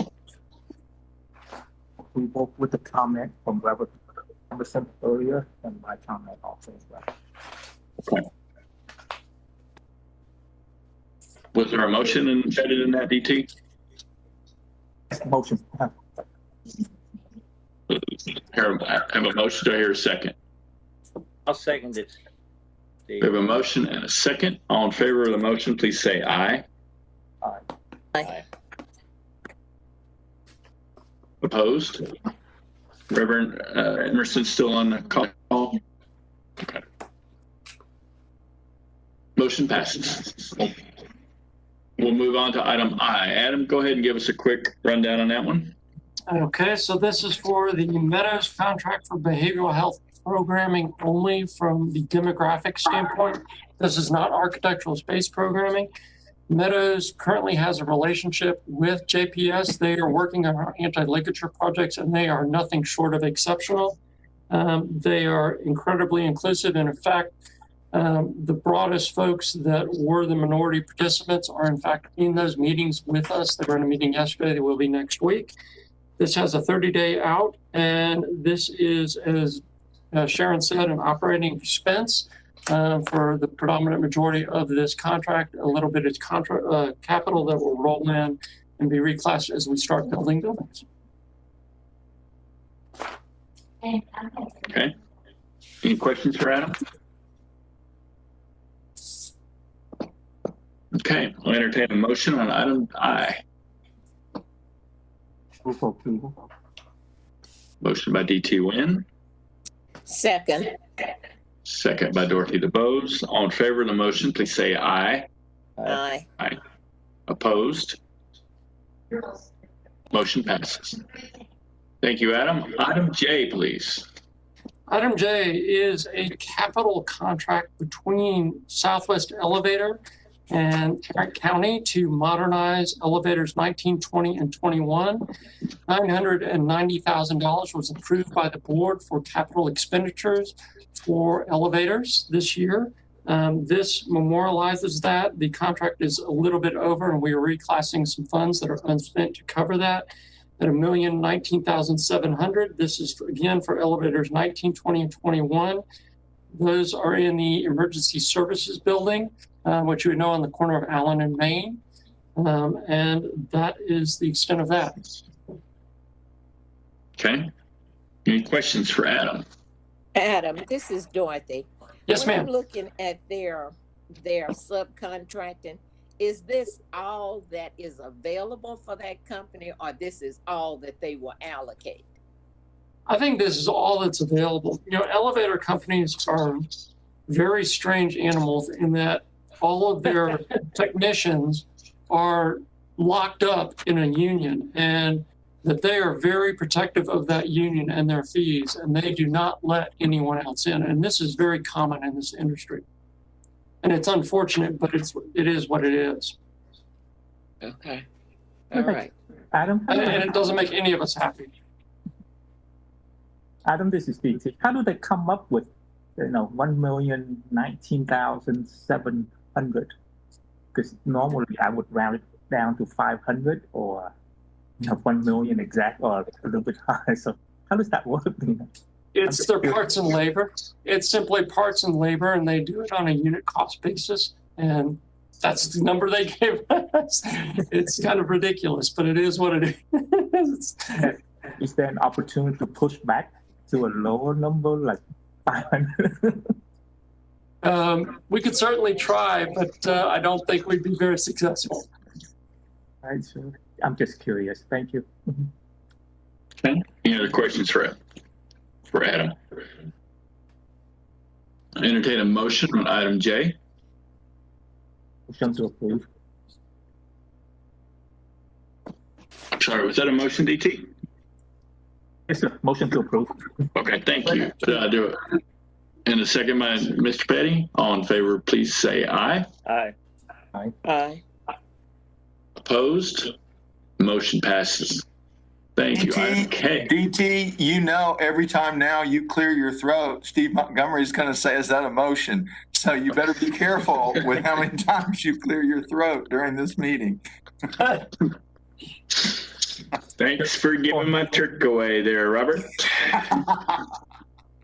Item K, please, Mr. Lane. Yes, sir. So this is an agreement between Tarrant County and Mobile Enterprises. Mobile Enterprises is the firm that is going to handle our structural repairs in our plant. If you recall, the board approved $10 million in infrastructure projects. The structural repairs were just recently approved by the board, the budget of $3.5 million. This is the structural component of that. This includes the repairs, the temporary electrical, and the safety measures. So I am very excited to present this so that we can get this underway. Okay. Any questions for Adam on item K?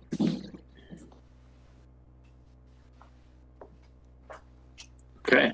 We'll entertain a motion on item K. Move approval. Motion by Ms. Debose, second by Mr. Zimmerman. All in favor of the motion, please say aye. Aye. Aye. Opposed? Motion passes. Thank you, everyone. Item L, Mr. Lane.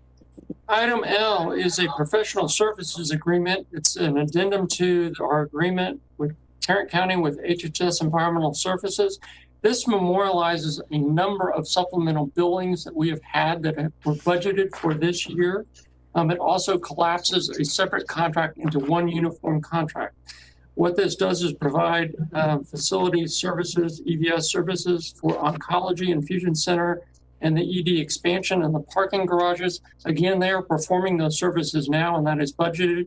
This also collapses in the linen utilization management agreement that we have with them and puts them all under one contract so that we are not processing a number of supplemental bills. Okay. Any questions for Adam on item L? Okay. I'll entertain a motion on item L. Move approval. Second. We have a motion by Mr. Debose, a second by Mr. Nguyen. All in favor of the motion, please say aye. Aye. Aye. Aye. Opposed? Motion passes. Thank you, Adam. Appreciate all of that. Thank you so much. Have a great day.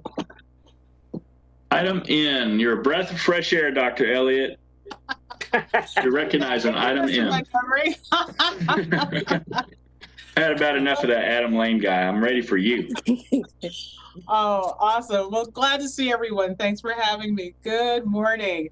So I'm bringing you a professional services agreement and for consideration for approval for our medical staff president. We've had this historically, and we are moving this forward to be able to have this for Dr. Cheryl Hurd, our current medical staff president. I do have one change to what you see before you in terms of the parties. We had to adjust that and had the input of our legal services and a claim. And what we have done now, rather than it being an agreement between Dr. Hurd and the Tarrant County Hospital District, it will be an agreement between a claim physician group and Tarrant County Hospital District. Thereby, a claim has agreed and their executive committee has already approved that they will also pass the payments through to Dr. Hurd because she is an employee of a claim, which is a closely held subsidiary. That is the only change I just need to let you know. Additionally, there is no change in terms of the cost. The cost is appropriately there. And we also have run this through fair market value analyses, and we present this before you for approval. I take it it's not retroactive. This is not a retroactive. We are making plans and how we will help her obtain those payments from fiscal year 20. but this is for fiscal year 21 for a 1-year agreement. Steve, Yes, sir. is this before the committee because of the change relative to the claim? Because this is a budgeted item. It's well under the limit that the CEO can approve. What's the purpose that this has to be on the finance agenda? Good question. I believe it's because it's a physician agreement and you guys see all those agreements. Oh, this is a Regardless physician of agreement, not dollar. an employment agreement. Daphne can correct me if I'm incorrect, but that you guys get all real estate, all physician agreements. Okay. Yeah, and it's also a professional services exemption. I think that comes through as well. Okay. Didn't we used to have this go through on the consent agenda for the? It will on the full board, but not for committee. We don't have consent on a committee. Okay. Motion to approve. We have a motion by Mr. Petty. Do I hear a second? Second. Second. I heard Mr. Wynn. Were you clearing your throat? I think that was a second. That was the second. Second by Mr. Wynn. Thank you, sir. All in favor of the motion, please say aye. Aye. Aye. Opposed? Motion passes. Thank you, Dr. Elliott. Thank you both. Thanks to all of you. Thanks, everyone. Move to item 6. Ms. Walker, any contracts to be reported? We do have contracts for the month of February. We had 43 contracts that were negotiated and entered into under 500,000 for the month of February. Thank you for that. Any questions for Daphne? Hearing none, we'll move to item 7. I do not believe we have any closed session. Is that correct, Mr. Early? That is correct. We do not have anything for closed. Okay. Then we'll move on to item 8. There being no further business. Item 9 is we are adjourned. Thank you, everyone. Nicely done. And Dorothy?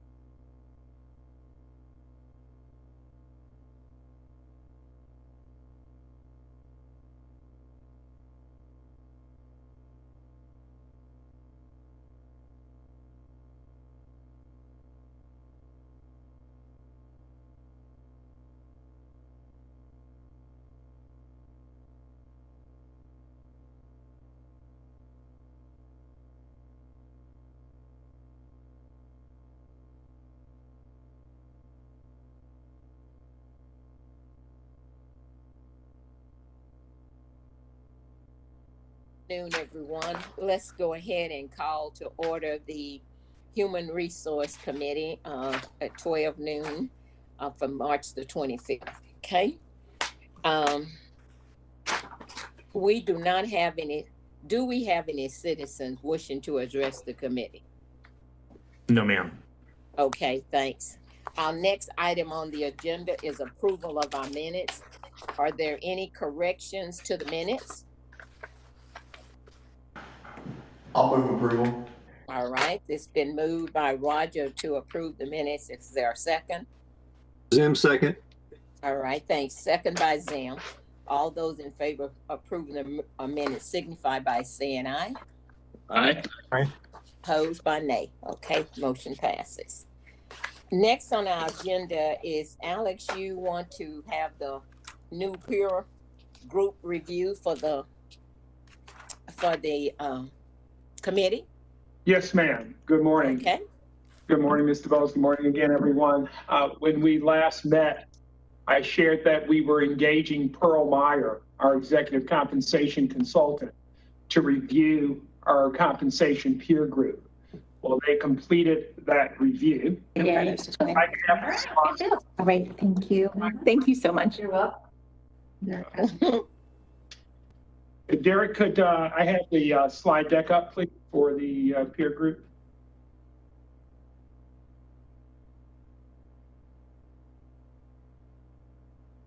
All right, hold on just one second, Alex. Here it comes. Thank you so much. And we can go to the next slide, please. Oh, that's not the right one. It's the peer group. Title is peer group review. Oh. Yeah, it's up about 4. There you go. Yeah, we'll bring it back up. Hold on just a second, Alex. No worries. Thank you for your help.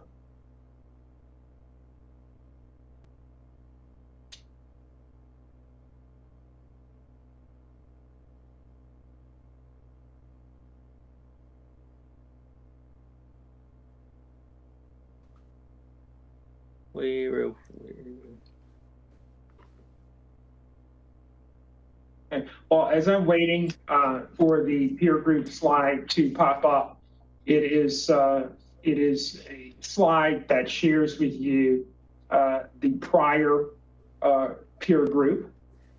And David, are we close to getting that up, do you think? Yeah, actually, hey, William, let me try it on my end. Oh, there it goes. You got it this time. And if William can't get it, then I'll bring it up. Yep, there it is. Beautiful. Thank you so much. So again, our executive compensation consultant reviewed this our prior peer group, and you can go into the next slide now.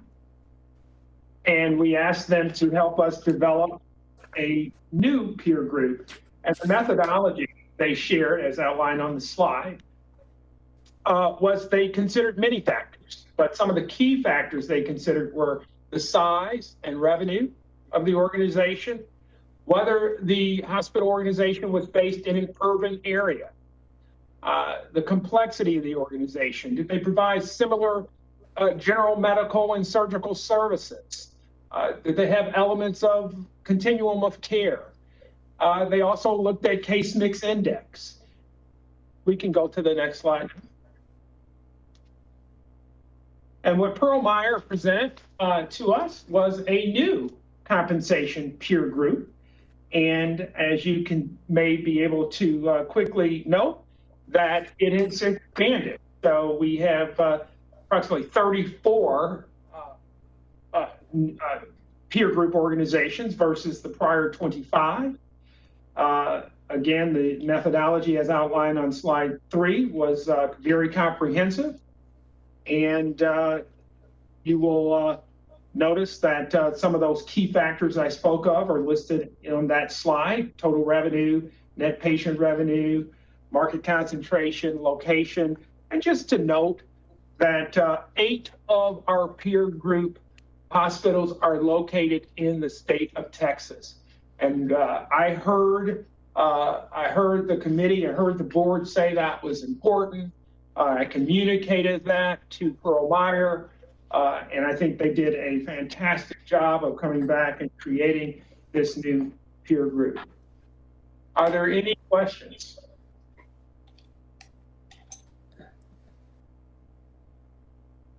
No. Well, thank you, Mr. Bose. Texas.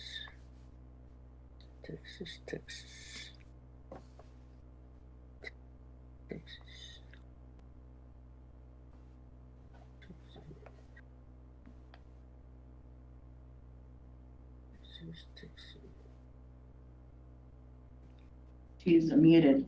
Mr. Bowles, you may be muted.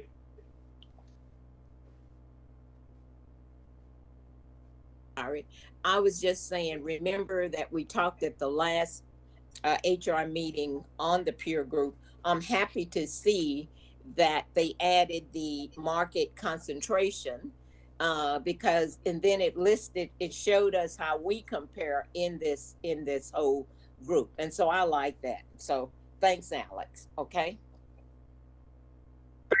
All right. Are there any other questions on that? Okay, then our next deal will be a diversity update. Mr. Horn. Yes, ma'am. Good morning or good afternoon, everyone. Good afternoon, everyone. Good afternoon. Yeah, it's a pleasure to be before you once again. We briefly connected last, I believe it was November, so it's good to be before you and give you an update on the diversity inclusion. And we're going to touch on the dashboard and highlight some of the areas there. And so if you can pass the slide for me, please. Thank you very much. What we want to do here is to show how we are trending over the last 2 fiscal years. In FY19, we're showing a 7.33 diverse spend, total spend, and FY20, an 8.85. So we see a trend increase of 20.7. And that is what contributed to that increase or trending up is initial process and program improvements that's been implemented. So we're very encouraged by the trend up. And as a result of the trend up, I heard the board, and there was conversation about how do we measure in the industry and benchmarking. So if we look down, we see benchmarking for FY20 and how do we measure. And our 8.85 spend reflects very strongly. And so what we did is look at the industry again, locally and nationally. And we selected these particular organizations, Advocate Aurora Health and Common Spirit Health, which was formerly CHI, Catholic Health Initiatives, and Dignity Health. Both of those organizations are very large organizations, but they do track and report a diverse spend, and they do operate safety net hospitals or providers within their network. And in their reporting from FY20, we see respectively 6.4 and then -1%. Shows that they're a very large organization, but their spend is very modest. University Health System in San Antonio, which is a state safety net, is that showing at 4%. And although UT Southwestern is not a safety net organization, they are a very mature program. So we wanted to benchmark locally. How do we measure? So as we see, we're faring very comfortable, not comfortable, but we're very comparable in that space. But there's great opportunities to improve.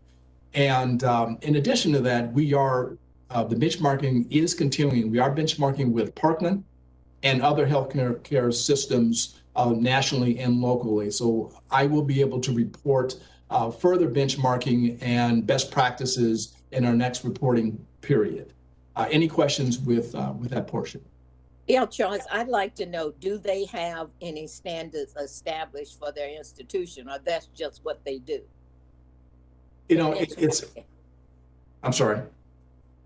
Yeah, it's interesting in the healthcare space. Some of the healthcare institutions do not surprisingly have standards, and some don't even report out diverse spend. And I was doing some research over the last several days, and these two do have an intentionality of policy and program intentional around diverse spend and outreach, and many other organizations do not. Healthcare, safety net specifically. And so there's some great opportunities nationally to improve and enhance that. But UT Southwestern does have a solid program, and we will be working very closely on best practices and policy. And UHS San Antonio is a relatively younger program, but they're very intentional in developing their policy and program as well. So hopefully that answers that question. Okay. All right. I guess, go ahead, DT. Yeah, on the San Antonio, Bell County, is that the normalized rate that they go for? Because they just came out of building that new hospital with a lot of construction, all that stuff. And I know that the diversity spend was a lot high. Is this kind of normalize it going forward for them, the 4%? Yeah, I missed part of that, the first part of that, forgive me, the first part of that question. I'm just wondering, the 4% for the Bexar County, the UHC San Antonio? Yes, yes. Is that the normal run rate going forward? Because they did have a lot of bigger spend while they go through the construction of that new hospital. So yeah, that is actually the normal diverse spend. Okay, that's one of them. Yeah, good question. And where is Parkland on all this stuff? Is Parkland? We're benchmarking Parkland as we speak. So we're working with our counterpart there. So I will be more than happy to provide some data around that in our next reporting. It didn't come in time for our conversation today, but I do look forward to reflecting where we stand as far as Parkland is concerned. Oh, thank you. So, but we will definitely have those numbers available. I know that's been an ask, and so we will make that happen. And the diversity inclusion dashboard that we have there, that does it include our vendors or, you know, the because we outsource a lot, right? Yeah, and I appreciate that. It kind of touches into the other part B of this, that the strategic plan development, the reporting out. So I want to set a cadence that biannually, and we can certainly make it increase the cadence, but biannually, I want to be able to report to the board our strategic plan around D&I, our supplier diversity, to focus on our process, policy, program improvements, and goals and matrix. So you're going to see a lot more substance coming forward and to the board over the next several months. So we'll speak to that specifically, from engagement and technical engagement to our community, are very diverse, and how we're reporting out, and the various categories that we're going to be capturing to reflect our where we stand in our outreach and spend. So that will be available as we report out. So I'll make sure that is reflective of your ask.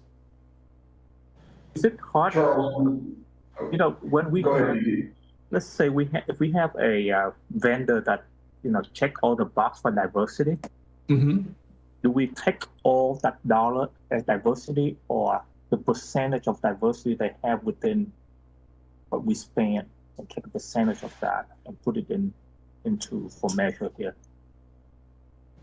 So if I understand your question, if we have a vendor that checks all the boxes as a prime, they would go into our prime one diverse spend. If they also use subcontracts as diverse spend, then that would go into our tier 2. If I understood your question. Right. Do we book the whole total amount, or we just book the portion of that is diversity? Portion of that. So in your example of, and make sure, and correct me if I'm wrong, so we have a vendor that is 100% certified, and they also use subs that are diverse, then they will be split into tier 1, tier 2. If that tier 1 is, if that vendor is a certified firm, they would just be all in tier 1 as a diverse organization in the span. So we break out tier 1, tier 2 to reflect the number of diverse subs that we are utilizing and reaching out to. So we actually break that out. But what you see here in diverse spend, we combine the two. So when you see a percentage of 8.85, that's a combination of tier 1, tier 2 subs and primes. But we can be a bit granular and reflect tier 1 primes and tier 2 subs if that would be helpful.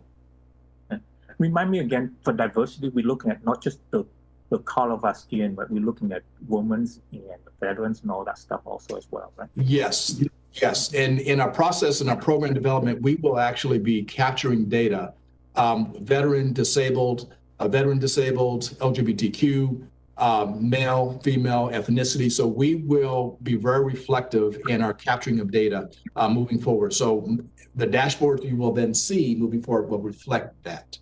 And then we'll have some narrative behind that data. So we will be able to provide a much comprehensive approach for capturing of data. I think Charles, what DT was trying to get was, let's say you have a vendor that's a 15% minority participation and it's a $100 contract. Do we give them credit for the $100 or do we give them credit for $15? For the $100. Okay, all right.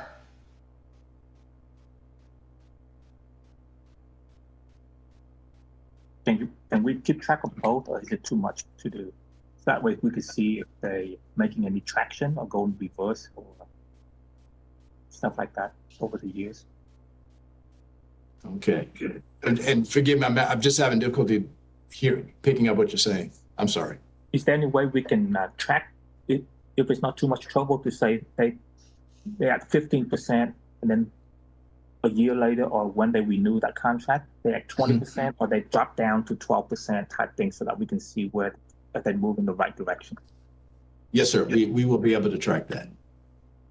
And we can make sure we do that. Thank you. And do it this way, we'll be able to track performance. Yes, and yes, and then also, from the other standpoint, when you're trying to help the minority-owned type thing to see if they're making good progress to grow into the size that we expect them to grow, and then they can turn around within 3, 4, 5 years. They can start sponsoring a smaller company to move them, because it's that's how we can see progress to see if they, they meet the requirement, they keep up, and then they grow out of that, then helping another group or 2 or 3 more group behind them, acting as a graduate from the program. Yeah, and that's a good model too, because that's the model, the mentoring or protege program, and that is something that within this office we have had conversations about that. So if you have an organization that is trending and robust as a sub or even as a prime, looking at other organizations within the community, this is back investing back in the community, that they will partner or mentor and help them as well in that space. So that's very good. We're definitely looking at that. Yeah, that way later on you can have an award for the most improvement company and all that stuff, create a little bit of competition. I think that's fantastic. You must be reading my notes. That's exactly what we were looking at doing down the road. Yes, thank you. Any other questions around that? Then I'll finish up with the health equity and cultural competency piece around improving. One thing. Oh, I'm sorry. Go ahead.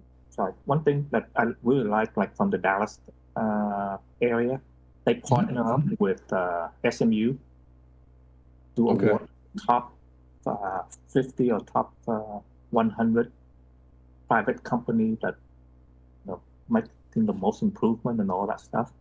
They have a award like that. Maybe we can team up with SMU or TCU or some other school, local school, to start that program and have an award and all that stuff, because that's one thing to help them. But the other thing is have recognition for them so that they can go and bid for other contracts also as well from other companies rather than just us alone.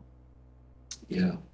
Yeah, that's a great suggestion. I know that in some of the models in other communities, very similar to what you're suggesting, has been very, very successful because it does invest back and support our community, which is what we want to do as an anchor organization. Diversity Inc. is more national. They do national recognition of supplier diversity programs, but I think there's opportunities locally that we can do to really foster goodwill and support with our community. So that's a great idea. Thank you for that. Any other questions in that space? And then I'll wrap up with the health equity and cultural competency we're very proud in this space where we're looking at our provider and patient opportunities of excellence in care. And so we developed a cultural competency care master program or mastery program just launched yesterday. And the impetus around that, it's framed around the class standards, which is a national class standard by the Office of Minority Health. And it's a blueprint to provide excellent care and identify disparities. And so these 10 courses between March and July delves in very are population specific. There's models out there that are not community specific to the populations we serve.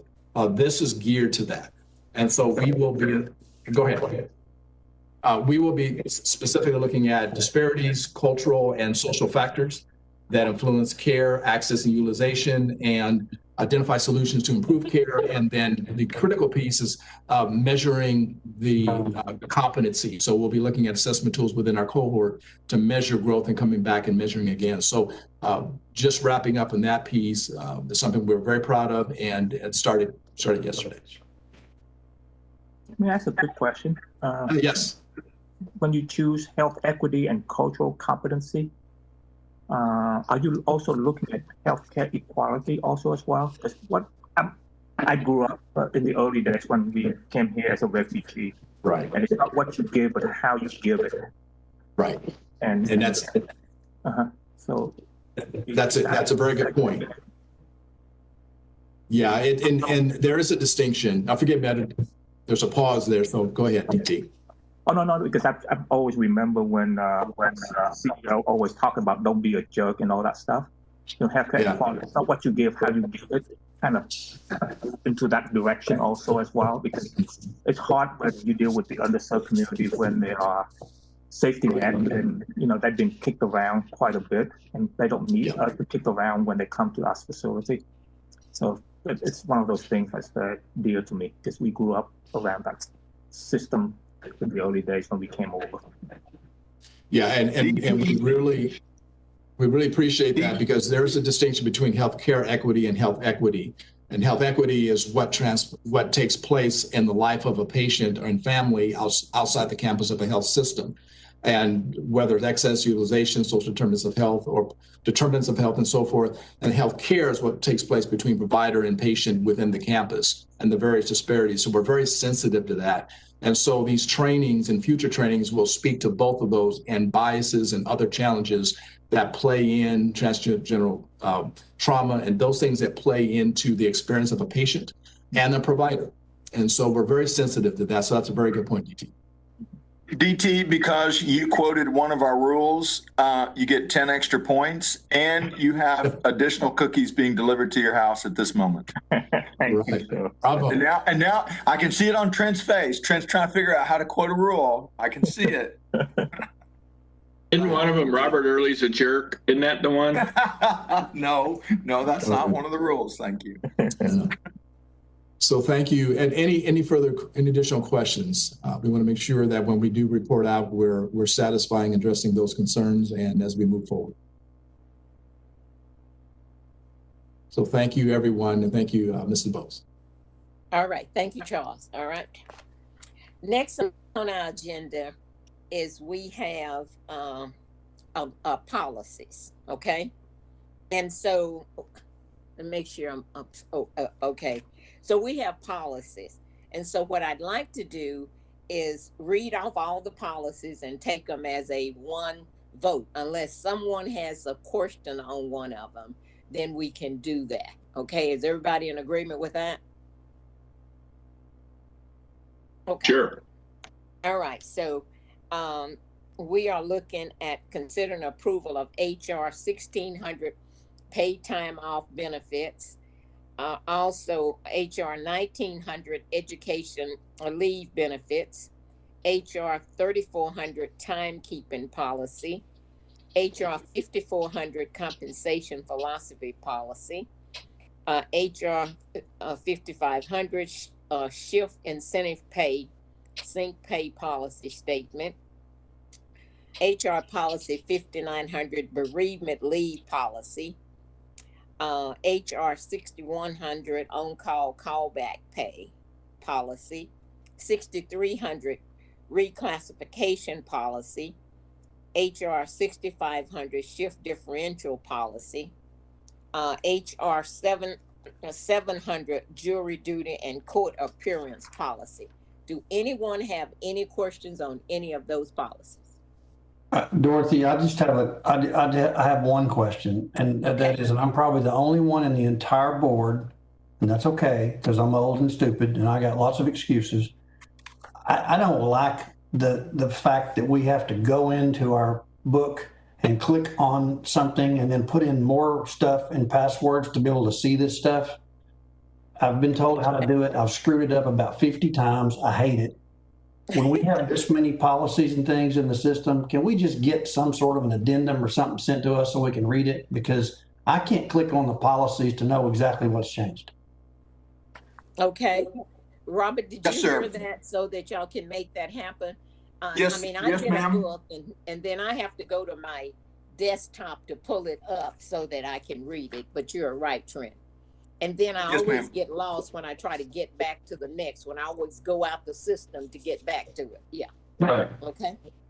So Well, from my perspective, Trent, looking at all y'all in these little, Brady Bunch boxes, everybody of your colleagues is shaking their heads. They just didn't want to admit what you admitted publicly. So to that point, we will definitely make that happen. And to toggle back and forth between desktop and others, we'll get you that information, that hard copy, and we can resolve that between now and the next meeting.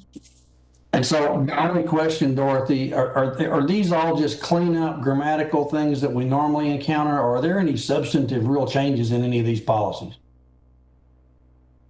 I did not see any major changes. Alex, were there any major? Because I didn't see any. It was just some word smittens. No, Ms. Debose, you're correct. There were no major changes at all. We made some corrections to uppercase letter to a lowercase letter. We added the word and in one or two. And we also have Rihanna from legal here with us today. And Rihanna, do you want to speak to the changes? Yes, I would just agree with that. There were only formatting changes, capitalization. We changed a heading to include and, as Alex just mentioned, and we added quotations. There were no other substantive changes. Great, thank you. Brianna, are you proud of the fact that you went to law school so that you could put an and in and you could do capitalization? Every now and again, I catch something that is of importance, but I'm glad that these policies are in good shape. Brianna, thank you.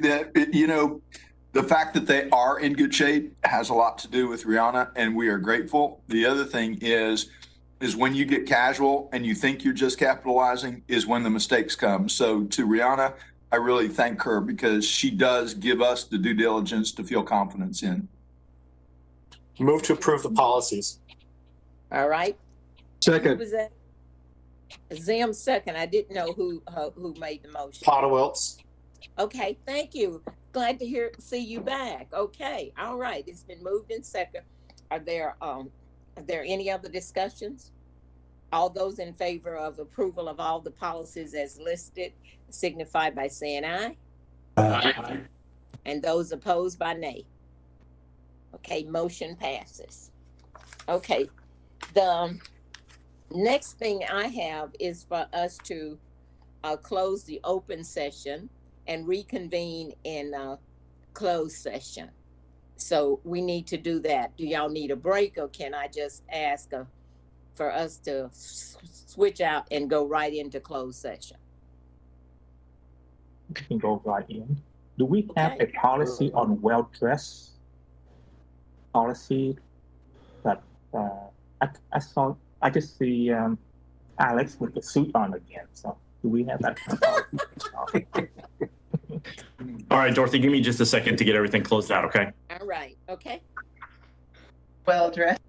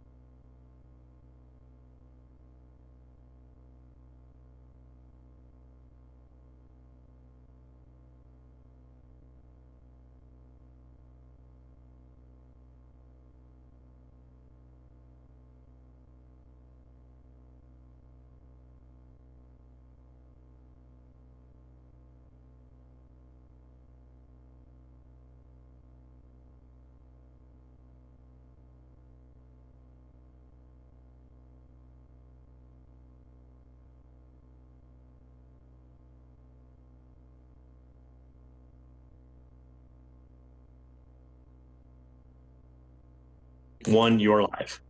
All right, thank you. We will reconvene in open session, and we have no other items, so therefore we will adjourn. Okay, and thank y'all. Okay.